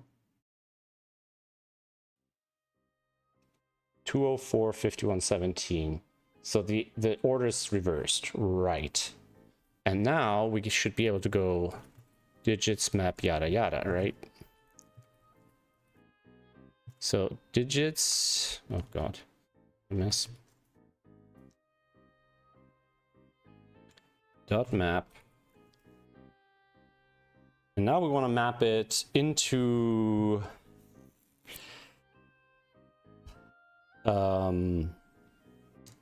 this, basically, right? B, C, D, E, F, G, H, I, J, A. And grab that out of colors. Like that.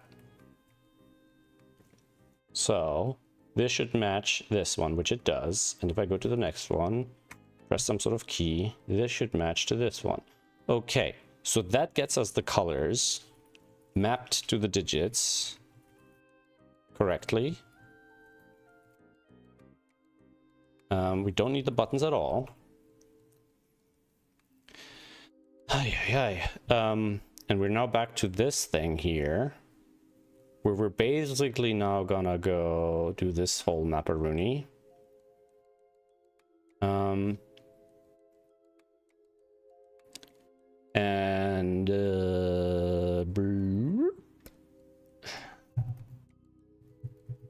how I'm gonna do this? Do I want to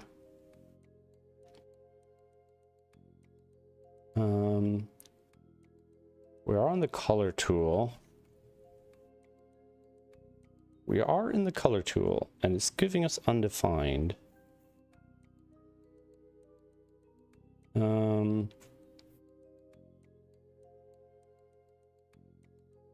Right, let's refresh that. Can we show these?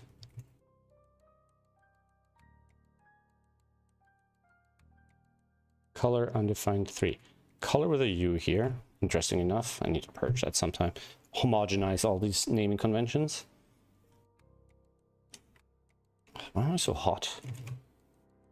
C's fully cranked. Now just get hotter and hotter and hotter and hotter. All right. So we have these for color. We now need to convert them to these color values, which we should be able to do.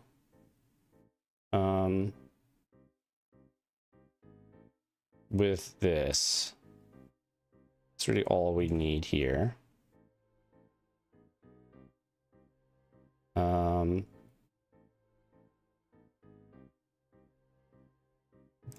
So for now, let's just do much for now, I guess.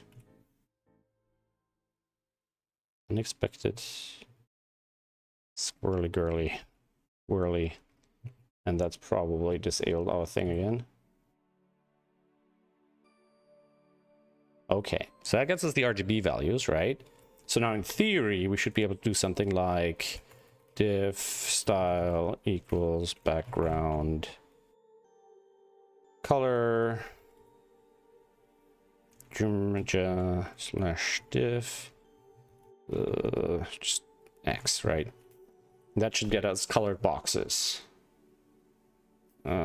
Span like that. Okay, now the problem is it doesn't quite. Also, this clicking this, I'm sure this should trigger some sort of event. So when the color palette gets changed, let's just see where that triggers. I mean, I could just detect mouse clicks, I suppose. Ugh. Okay. Handle color picker open, handle button down, enter edit mode, handle palette toggle. Handler palette toggle.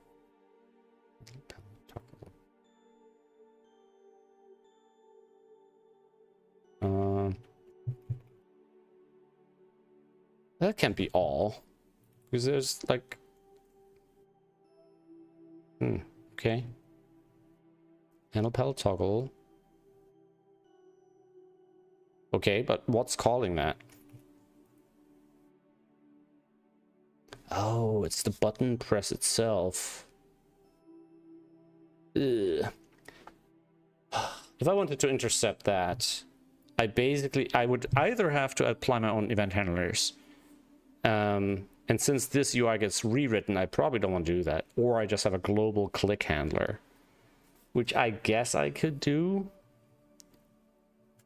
But it's interesting. So, because changing the palette doesn't cause any actions inside the engine, like it doesn't go into the command history or anything like that. I don't really have events for that stuff.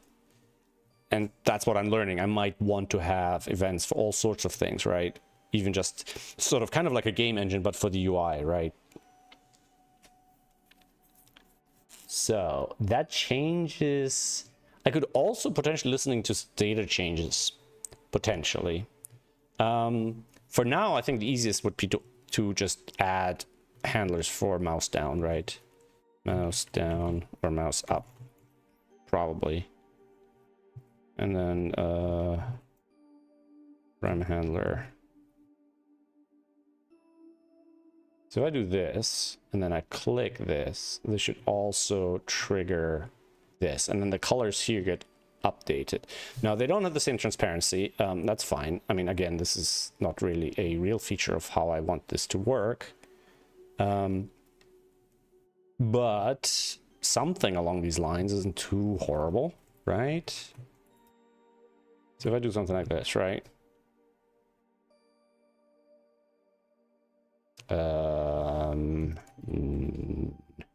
Non-breaking space. Is that how it works? No, ampersand, not a percent. If I do a couple of these, 1, 2, 3, boom. Yeah. Boom, boom, boom. But if I go here, it does that. If I go here, it does that. So that's kind of the idea, sort of. Right? So then, for example, if we do corner,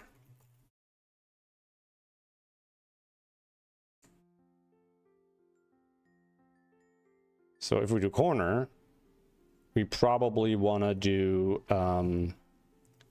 like a little span. Trying to think if I have, no, I don't. I thought if I have some CSS somewhere that already does that. Span. And I'll say class btn or HUD btn corner. So if I do something like this, and similar to the keycaps, we basically have that, right? We'll just say this min or width is 1 rem, border 2 px solid magenta, just to make sure I see it and I know where it is and all that stuff. Yeah, so we know we get these little spans in there. We'll probably want to do the same thing for normal, like this, right? Not for this, just so we have a negative case, the negative display case. So this will be similar to basically to the buttons, like these guys, in a way, right? So we could kind of start from here, really. But then we don't do the drop shadow border. I guess like this. It's kind of like that.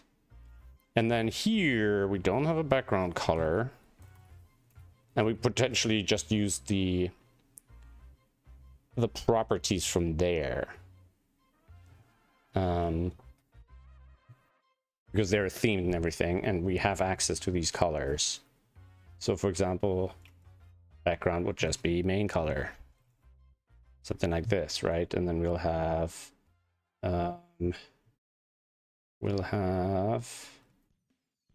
border, background color, border. I don't know. Seem to be themed after all. Does this not work? Background color. No? Oh, okay. So then the foreground color needs to be something different. See if I can find it quickly.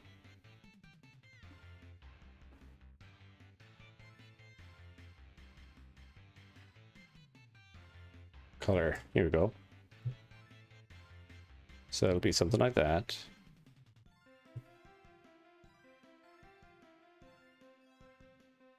Like that. Oh, doesn't like it. Color bars, controls button text. Color 333. No. Nope. Okay. And now if I go to here, we wanna, and again, this is mostly just a proof of concept, so I'm not expecting to use it like this.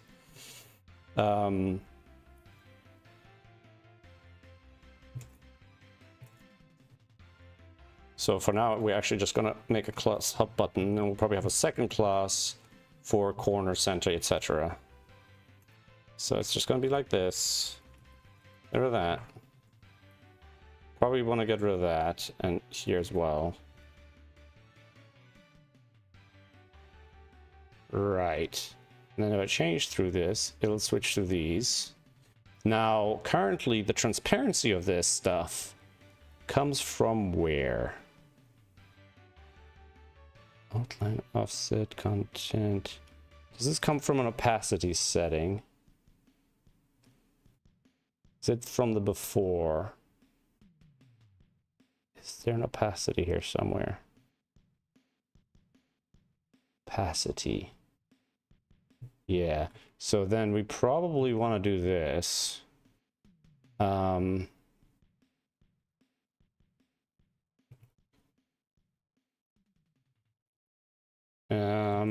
need to figure out. So the color buttons will have to probably work a little bit different. Okay.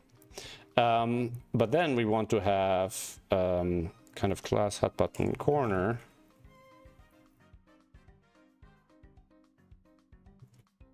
Like that, which is a bit annoying. I could only reliably use the cascade for stuff like this. All right, so then for this, we would have font size like half that. Something like that. And then text align left, vertical align top. Something like that, right? So if I go like this, vertical align. Yeah. So we want vertical line.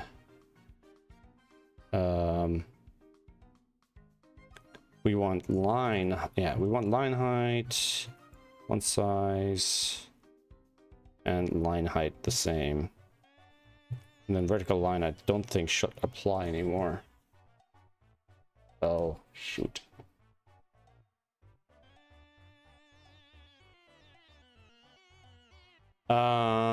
CSS superscript. No, I probably don't want that. So we just want to have height be this, not just line height. If I do this, aha. So maybe not quite so small. So now, this doesn't look quite right though. Is that because of this height 1 rem? Yeah.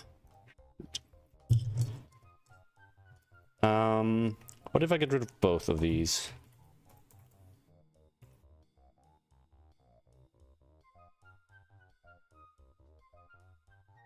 So the padding, if I get rid of the padding as well, what does that look like? And then if I just make it height 1 rem,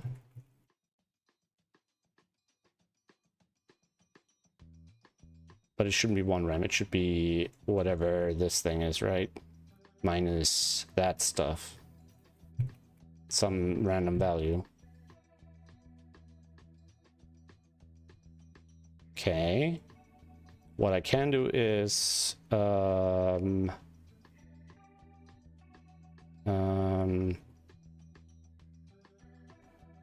I do this,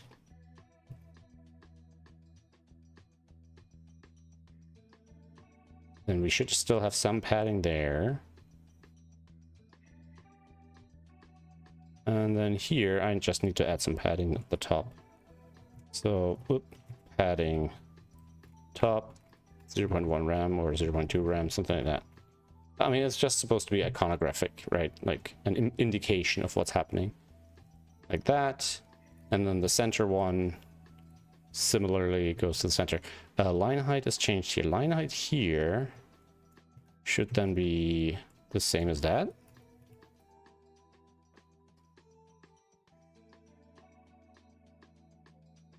Suppose. And we don't need the padding, right? Margins, I guess we still need to position the whole thing. What if we make it slightly smaller? Like that.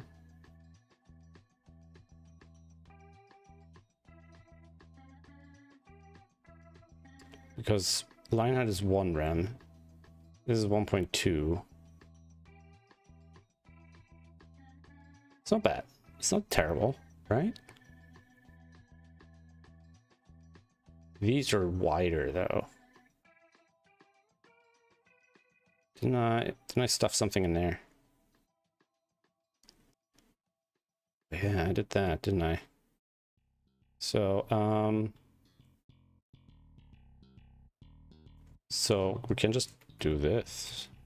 We can just make them square, right?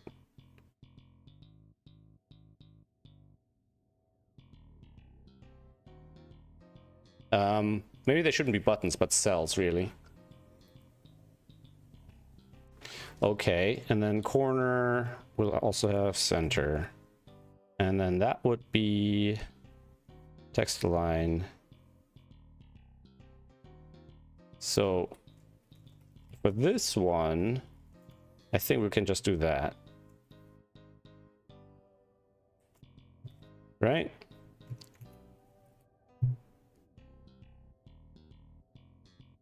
Center. I'm guessing that's centre. The British spelling, because I'm an idiot.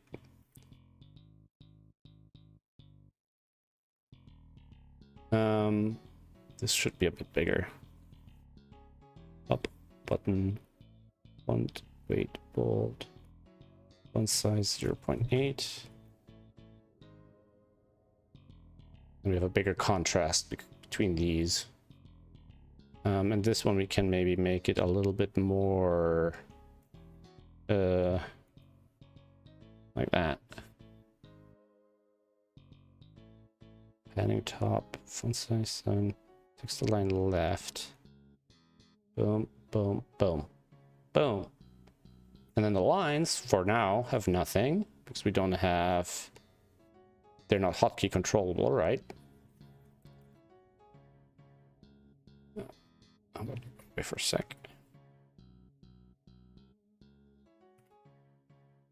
All right, can we do this without crashing Explorer again? Maybe. Ooh, okay.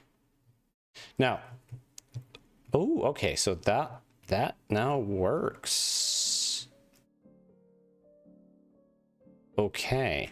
Now what doesn't work, it doesn't show me how to get there, right? So if we bring keys 2 back, then maybe keys 3 should actually be keys 2. Like that. And then keys 3, we can maybe do that.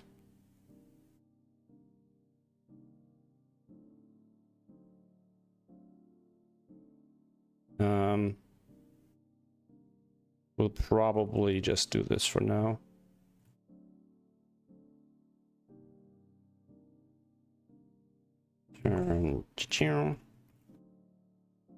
And now we want to do something like CTRL shows, you know, switch tool, right? So we can say something like show key CTRL, and then that would be center. So if I do this, for example, it says CTRL center. If I press Control now, okay, so that's gonna be a little complicated. How does the temp tool stuff work? So we go back to the buttons. So wherever I'm pressing Control and Shift and all of that, Hotkey tool, undefined shift pressing control. Tool temp key. Change tool. Tool temp key. Ooh. Tool temp key. Tool hotkeys. So it's actually a bit tricky.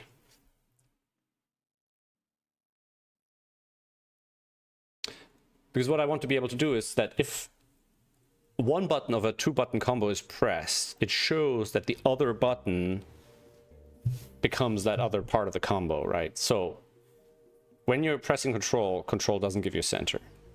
Shift gives you color. If you're not pressing Control, Shift gives you this. So I wanted to say Shift gives me this, but then if Control is pressed, that, right? Now, all that stuff comes from the update keys thing. So framework.app.control pressed, alt pressed, shift pressed. So these are actually exactly the sort of thing I need to organize. So I keep wanting to back out, but these are exactly the sort of things I need to look into. So control pressed, alt pressed, shift pressed. And how these interact is currently sort of just incidentally defined, which is terrible, right? And that's the sort of thing I need to change. So now, right, if I press Control,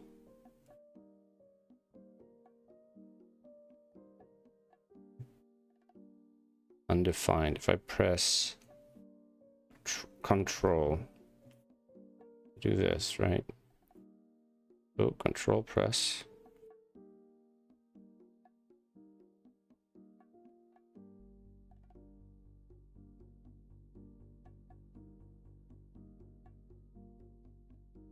So, control pressed, shift, alt. Okay.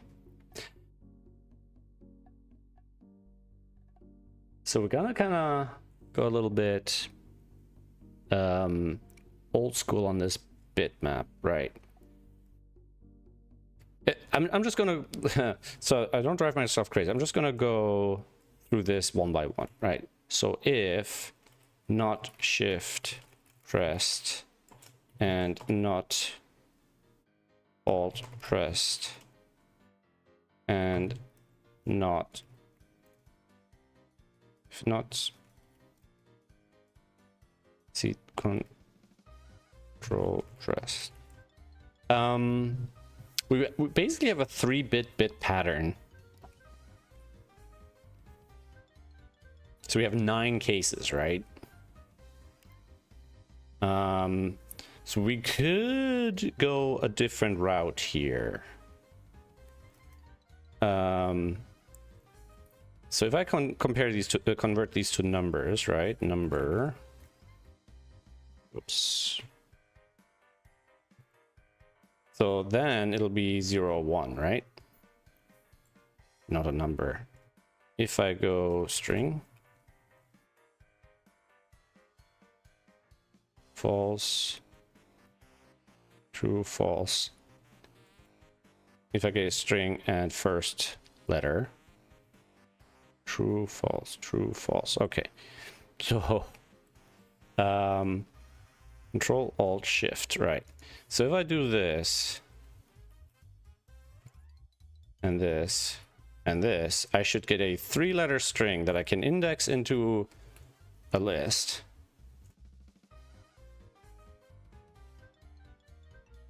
And then false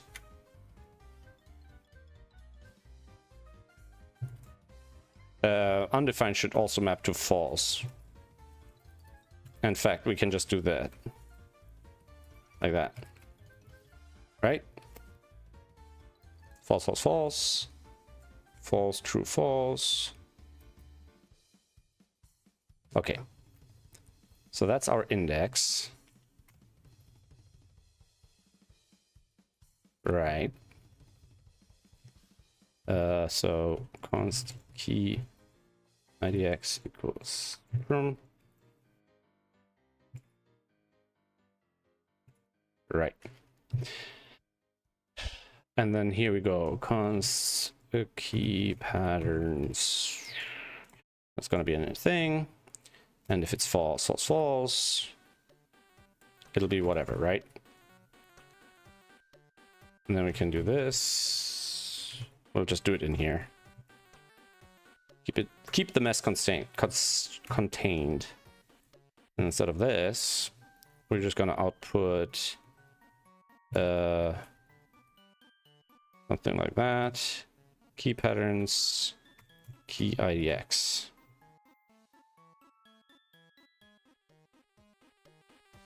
Right. Now I want to also know what this looks like. And then we probably don't need this either. For now.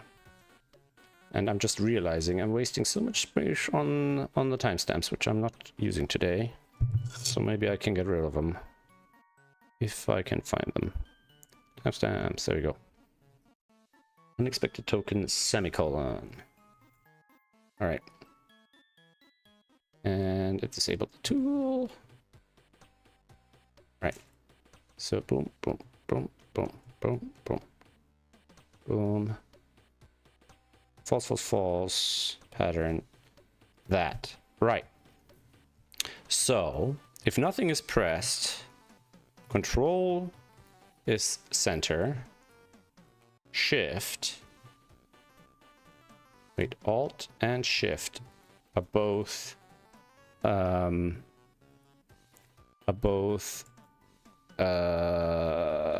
corner.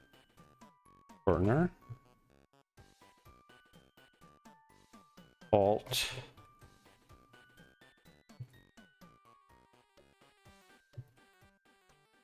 and Shift, like that, right? So now I know if I press Control, I get a center. If I press Alt or that, I get a shift, right? Now, does that change for other tools? No. Okay. Now, when I'm pressing Control, pressing Shift gets us color, right? So if the first one is true, then that gets us color. So now we're at Control. No, Control. Sorry. Shift gets us color. So Control now gives us center. Once we're in center, it gives us color. And Alt also gets us center. So Shift and Alt are basically interchangeable.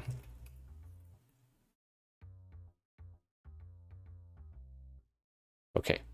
Now if we're pressing Shift, pressing Alt or Control, Alt, Control. So if we're Alt or shifting, then pressing Control gives us color. So if it's false, true, false, Control gives us color, right? And if it's false, false, true, Control gives us color. Now, if it's Shift and Alt, Control also gives us color. Okay, so this also gives us color. Alt color, Control gives us color. Yeah. Now, there are other... I thought there were other combos. I thought there was a way of getting... So it's really just color in these two. Okay. But it's getting kind of dynamic down there, and that's kind of what I want to look into. Oh, I pressed the window key twice, and now something's trying to load. Explorer crashed again. Why did Explorer crash again? Ah, that's such a pain in the ass. Explorer is so unstable on the system. I don't know why. Something got hooked into one of the many tools that I'm running. Probably the anyway. I wish I didn't have to run the tools. I wish Windows was better, but it just isn't. All right, all these buttons are now connected, and I can arrange my toolbar as I want. All right. Okay, so that's one way of doing that. I wanted to look into that. All right. So for example, if I do this and then this, it switches to the colors. Okay. If I switch to that, it goes away. That still works. So if I press, like, if I go here, oh, if I'm here and I press Control 3, I get a center mark 3. If I Control 3, 4, yeah. So this, it could even go further and it could say remove or add or whatever. Oh yeah, arrow keys. I got so many hotkeys. W, moving selections. So there's so many hotkeys. Like, there's no way we can list them all simultaneously at all times. And that's kind of what one of the things I was hoping is that being context sensitive by showing things for a specific tool. But like even just showing how many ways you can switch tools is already 3 rows of hotkeys, right? It is crazy. And the thing is right now, for example, if I press spacebar, I get the corner tool. If I press Alt, I get the corner tool. Shift, I get the corner tool. Page down, I get the corner tool. And X, I get the corner tool.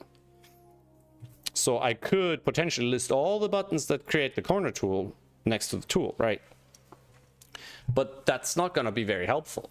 That's not going to make a lot of sense, especially since it's context dependent, right? And that's the real tricky part, is how I'm going to unravel this, because this is not, and it might also reveal that I should fundamentally change how it works, right? Maybe I shouldn't have that many different ways of doing it. You know, maybe I should have it like a standard video game where you define 1 or 2 buttons per action, right?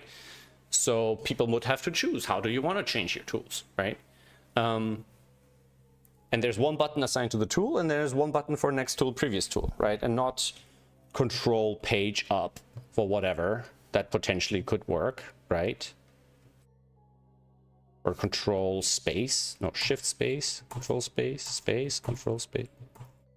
Yeah, space is next, and control space. Shift space is previous. Yeah, in fact, it's showing here right now. And then we have all the other ones, right? So that would maybe get added to here. So say we have this. And then we'd have, where are the other ones? I commented them out somewhere. The undo redo stuff. So we could have that here. Like just line them up like this.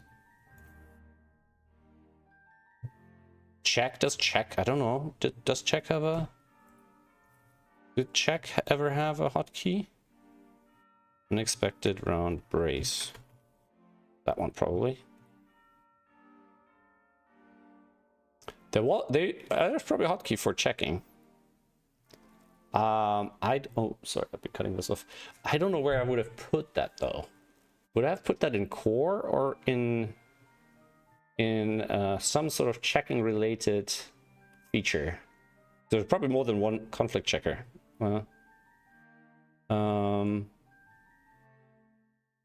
Did I ever implement a hotkey for checking? I wish I had. I always wanted one.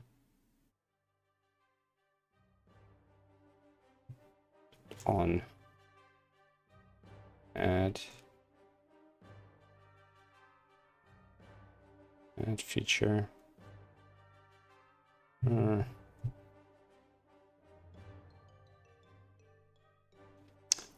Would I? Well, I don't even know what I'm searching for there.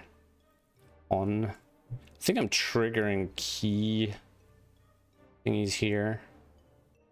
Handle key down. Handle key down. Impact marks, cell paste. Hotkeys, key down. Framework, handle key down, handle key down.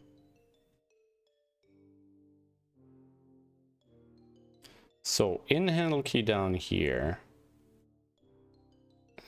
is your check.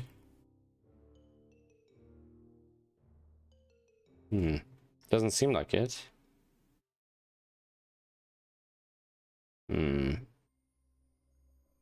So I've always wanted to have a hotkey for that button.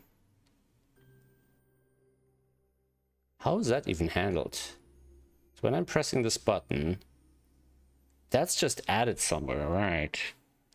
Let's have a closer look at this. Control check. I can probably search for the icon.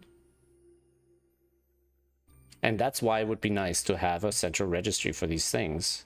Because right now, I'm struggling to find where that code would be and how it ties into everything, which is really bad design. I really dropped the ball on that. Dot check. Icons. Okay, so we have this button being defined here. Yeah, you see, for example, this should have hotkey information assigned with it, right? So that user interface element, it shouldn't just execute a function. You know, it should define a activity called check, which could be hotkeyed, which has UI buttons, right? And then the activity called check executes this function, right? Same with undo and redo. So we need some sort of action, like a UI action or whatever.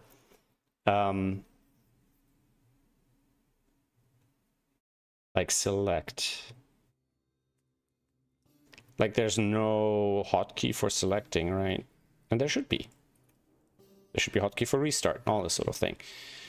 So I think that's the other thought process, is that, and it's something I can do piece by piece, right? Like I can build this system for these actions, and I can move simple ones like undo and redo into that, and then run them through this, and then build out the manager and test it out, and then slowly add everything into that.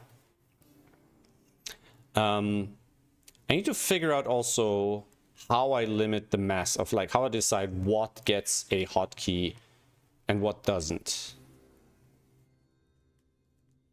Because, for example, these might be minimized to something like, you know, 1 dash whatever, right? Oh, how does this work with letter tool? So, did that update here? No, because it doesn't get added as a button, right? Ugh. Yeah, you see, like adding the like showing the hotkeys for the letters. Just the numbers still work the same, but I don't want to have, you know. I'm thinking. Because like for the numbers, it'll be easy, right? So I could do something like, let's try it out with the center one, right? So instead of doing it like this,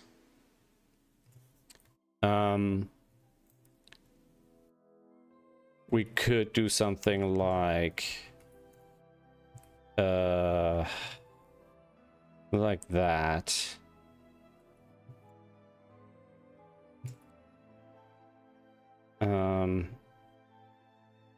I just do that.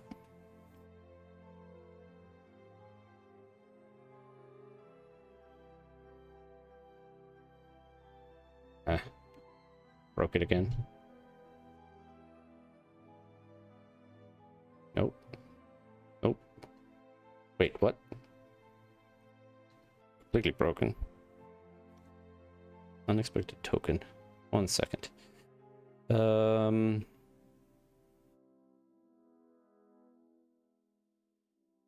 Like that.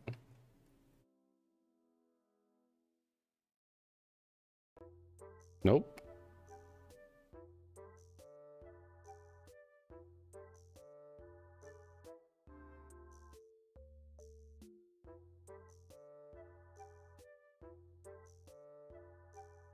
Wait, what's the...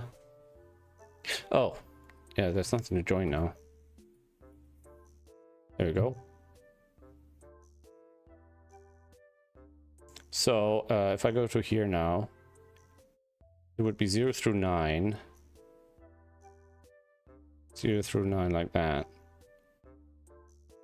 Oh. We probably want that as min width. Yeah.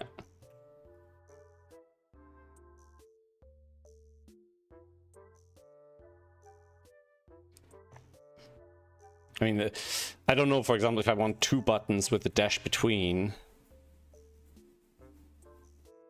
Like this, or should it be like that instead?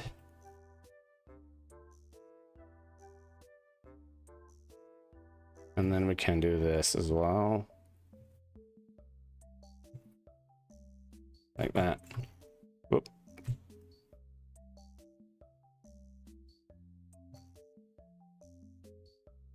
What was that here behind? No. So now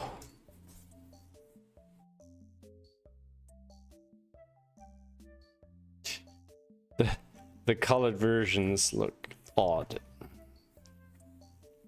It looks odd. But it does take up less space. And of course for the colors, you see, so then for the colors, you'd probably want something here in the corner. Kind of like this hover thing, but like permanently shown.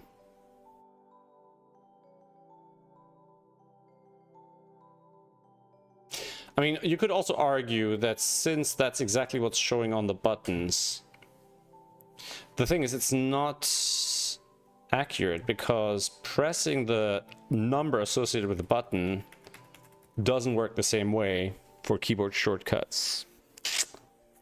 Ugh. I mean, I knew it was going to be complicated, so I'm not really complaining. And I'm guessing this whole thing is probably not a good idea. Control. Oh, that doesn't make sense at all.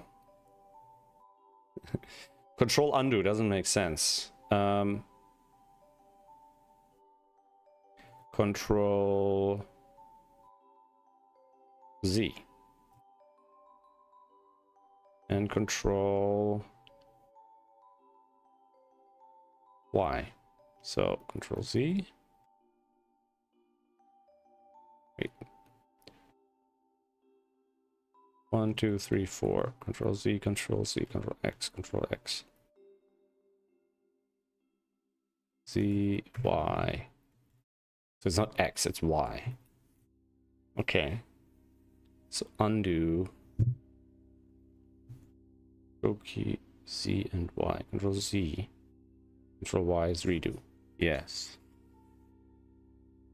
And probably each of these should have its own kind of span, so it has some extra padding around and all that. Corner, center, color, pen. Next corner. Next corner. Rev. Previous. Pen. Yeah. And that's just for the tools themselves. Now, clipboard. Does the clipboard have, if I do Control X, Control C, Control V, 1, 2, 3, Control C, Control V. The copy paste tool, is that currently enabled? I don't remember where that even lives. Is that advanced? Copy cells buttons on.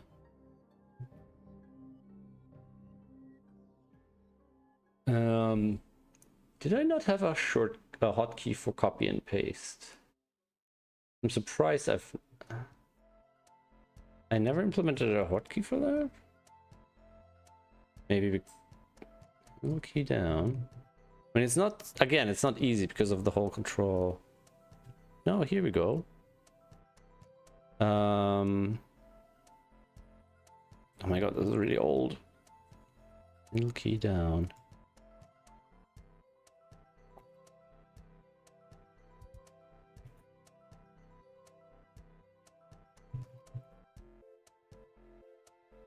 So I refresh it now. Control C. All right, let's clean this up a little bit because right now I've made a mess all over the place. Our changes, discard changes, tool color, discard changes, discard changes. Sudoku, that's fine, that's fine. So, Control C. I'm gonna have to add. I'm gonna have to get rid of the spamminess of this whole thing, especially now that it's on key repeat and all that. Right? Handle update HUD. Did I not? Okay, definitely don't need that. So, Control C. No. So, cell paste. Does this need to be enabled? Add feature handle init. C setting name. Toggle setting class. Get setting. Set setting. Cell copy face. Okay, so this is under experimental. Ah, it's off. So, if I do this and then this. Okay.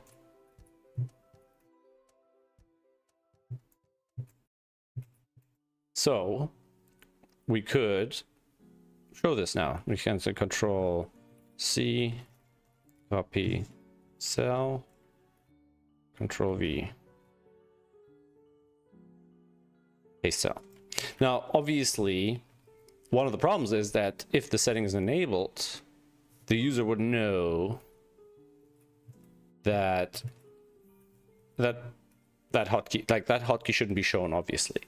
And that's kind of part of now building some sort of central registry for all these interactions. And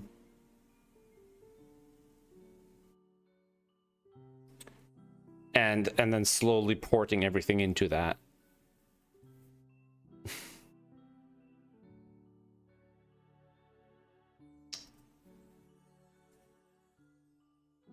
Yeah, I mean, at least this is starting to give me sort of a feel. For example, I realize now we have way too many hotkeys to show them all simultaneously. How to select which hotkeys to show is going to be very tricky. We probably don't want to show them at all times, but maybe we'll have a learning mode. We'll show them by default and then have a little thing, hey, hide these, right? Some of these we could attach to the buttons, for example, right? Some of these might make sense. We probably don't want it to jump around like that, though.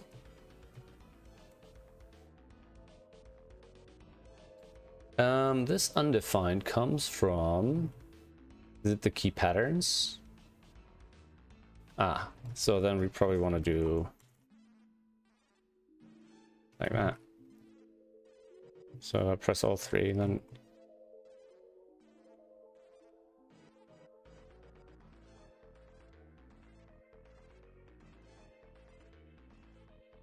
Yeah. And then there's so many interactions where the same, like Control and Alt, they do so many different jobs. So that's obviously gonna be an issue. But I like where we've gotten. This was actually a very good exploratory stream. And now it's something I can talk about with people. I can show them a screenshot and say, okay, you know, this is a tiny fraction of all the hotkeys, right? There's hotkeys and tools out the wazoo. And it might make sense to say, okay, all these overloaded hotkeys like Control and Alt being used so many different ways, you know, I mean, I personally like the way this works, the temp hotkeys. But of course, you know, maybe Control C or maybe Control, you know, because these kind of work just as fine. And maybe these should be the temporary selections, right? Well, actually, it kind of just means Control 2 is center, and Control Shift 3 is color, and Shift 2 is corner, you know? And it's actually silly that I can't force normal, right? Like, there's no way to force the normal tool, the normal digit size, the normal size digit tool, when I'm in one of the other tools, which is something I never quite liked, but I hadn't seen a good way of changing that. Yeah. Feature cell paste shouldn't have this log in it anymore. So discard changes there. All right, so at least it's also well contained. And I think I can actually probably build this as a separate feature and then just start building this registry in here. And I mean, it just means that a lot of standard actions will live in here, which I don't like, but they gotta live somewhere. And maybe they don't, maybe they're not defined in here, right? Maybe they get registered. So, for example, we looked at that tool, what was it? Something was defined somewhere. It was one of the really old files, like where the basic tools are defined or something. App settings, maybe. No, it was tools, maybe something tool.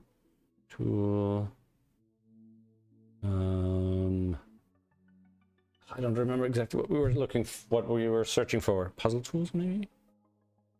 No. Yeah, controls tools. Something like this, right? No, that's not a bad example. Yeah, something like this.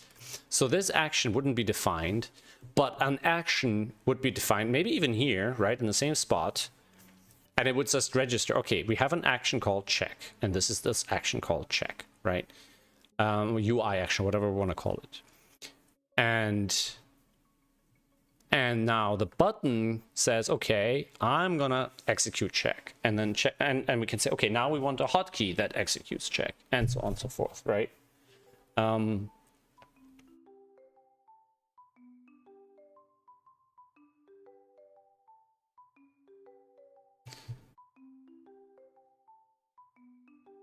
Yeah, so this would simply say framework.app.execute check, right? And we got to be careful because exec is already used for executing actions within the app, so I don't want to call them actions. And then we have do press digit, so we don't want to overload do either, right? But, you know, we got to be cognizant of the levels, like there's the app level and there's the puzzle level. So actions on the puzzle level are actual things that we're doing in the puzzle, such as setting a digit, right? But then actions at the application level are things like undo or open settings, right? I'm trying to think if there's... Part of me thinks this is such a standard thing that I shouldn't be building it myself, but I'm also pretty sure I've never come across this sort of thing, and I think it's exactly the sort of thing that every application sort of reinvents from scratch. And I don't really need to reinvent it. It's not a complex thing. It's just I gotta be careful, that's all. But I like the idea. So maybe we'll make some notes here.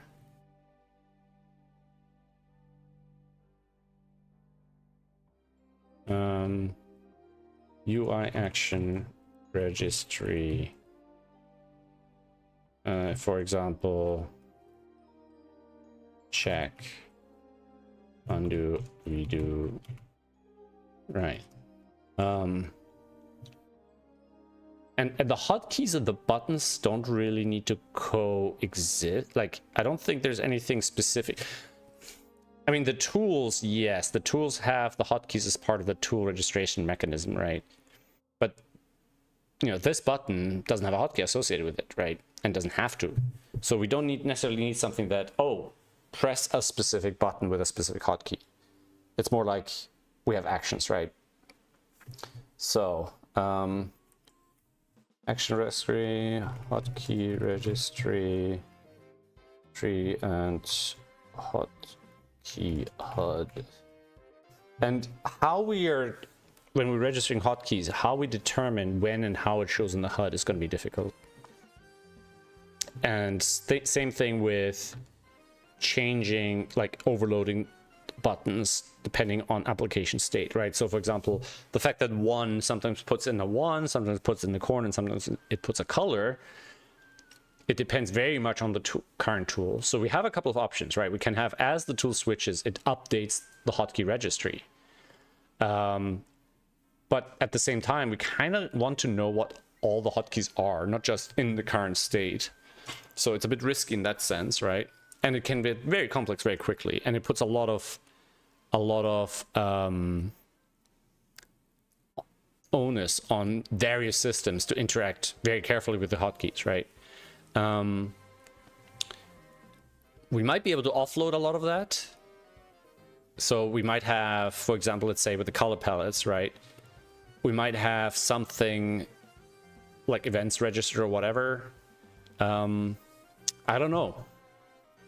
Again, I haven't really interacted with systems like that before that are already working, and I haven't built one myself either. This is I guess this is quite one of the more complex apps I've built in my career, especially when it comes to user interactions. That's for sure, because I'm not usually a front end developer.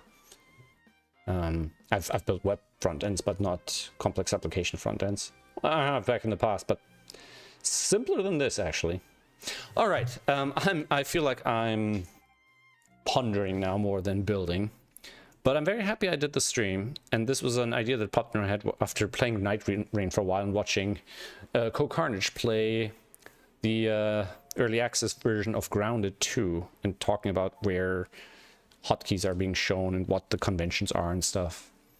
So yeah, glad I looked into this. If you guys are interested in any of this, if you have suggestions, if you have a question about the hotkeys, you know, catch me on the Discord or in my email or here in the chat or messages on this YouTube channel. I'll get notified and I'll see them. In the meantime, thanks for hanging out. Even if you didn't say anything, but if you do say something, I appreciate it. Catch you guys in the next one. Take care. Have a good rest of your day. Bye-bye.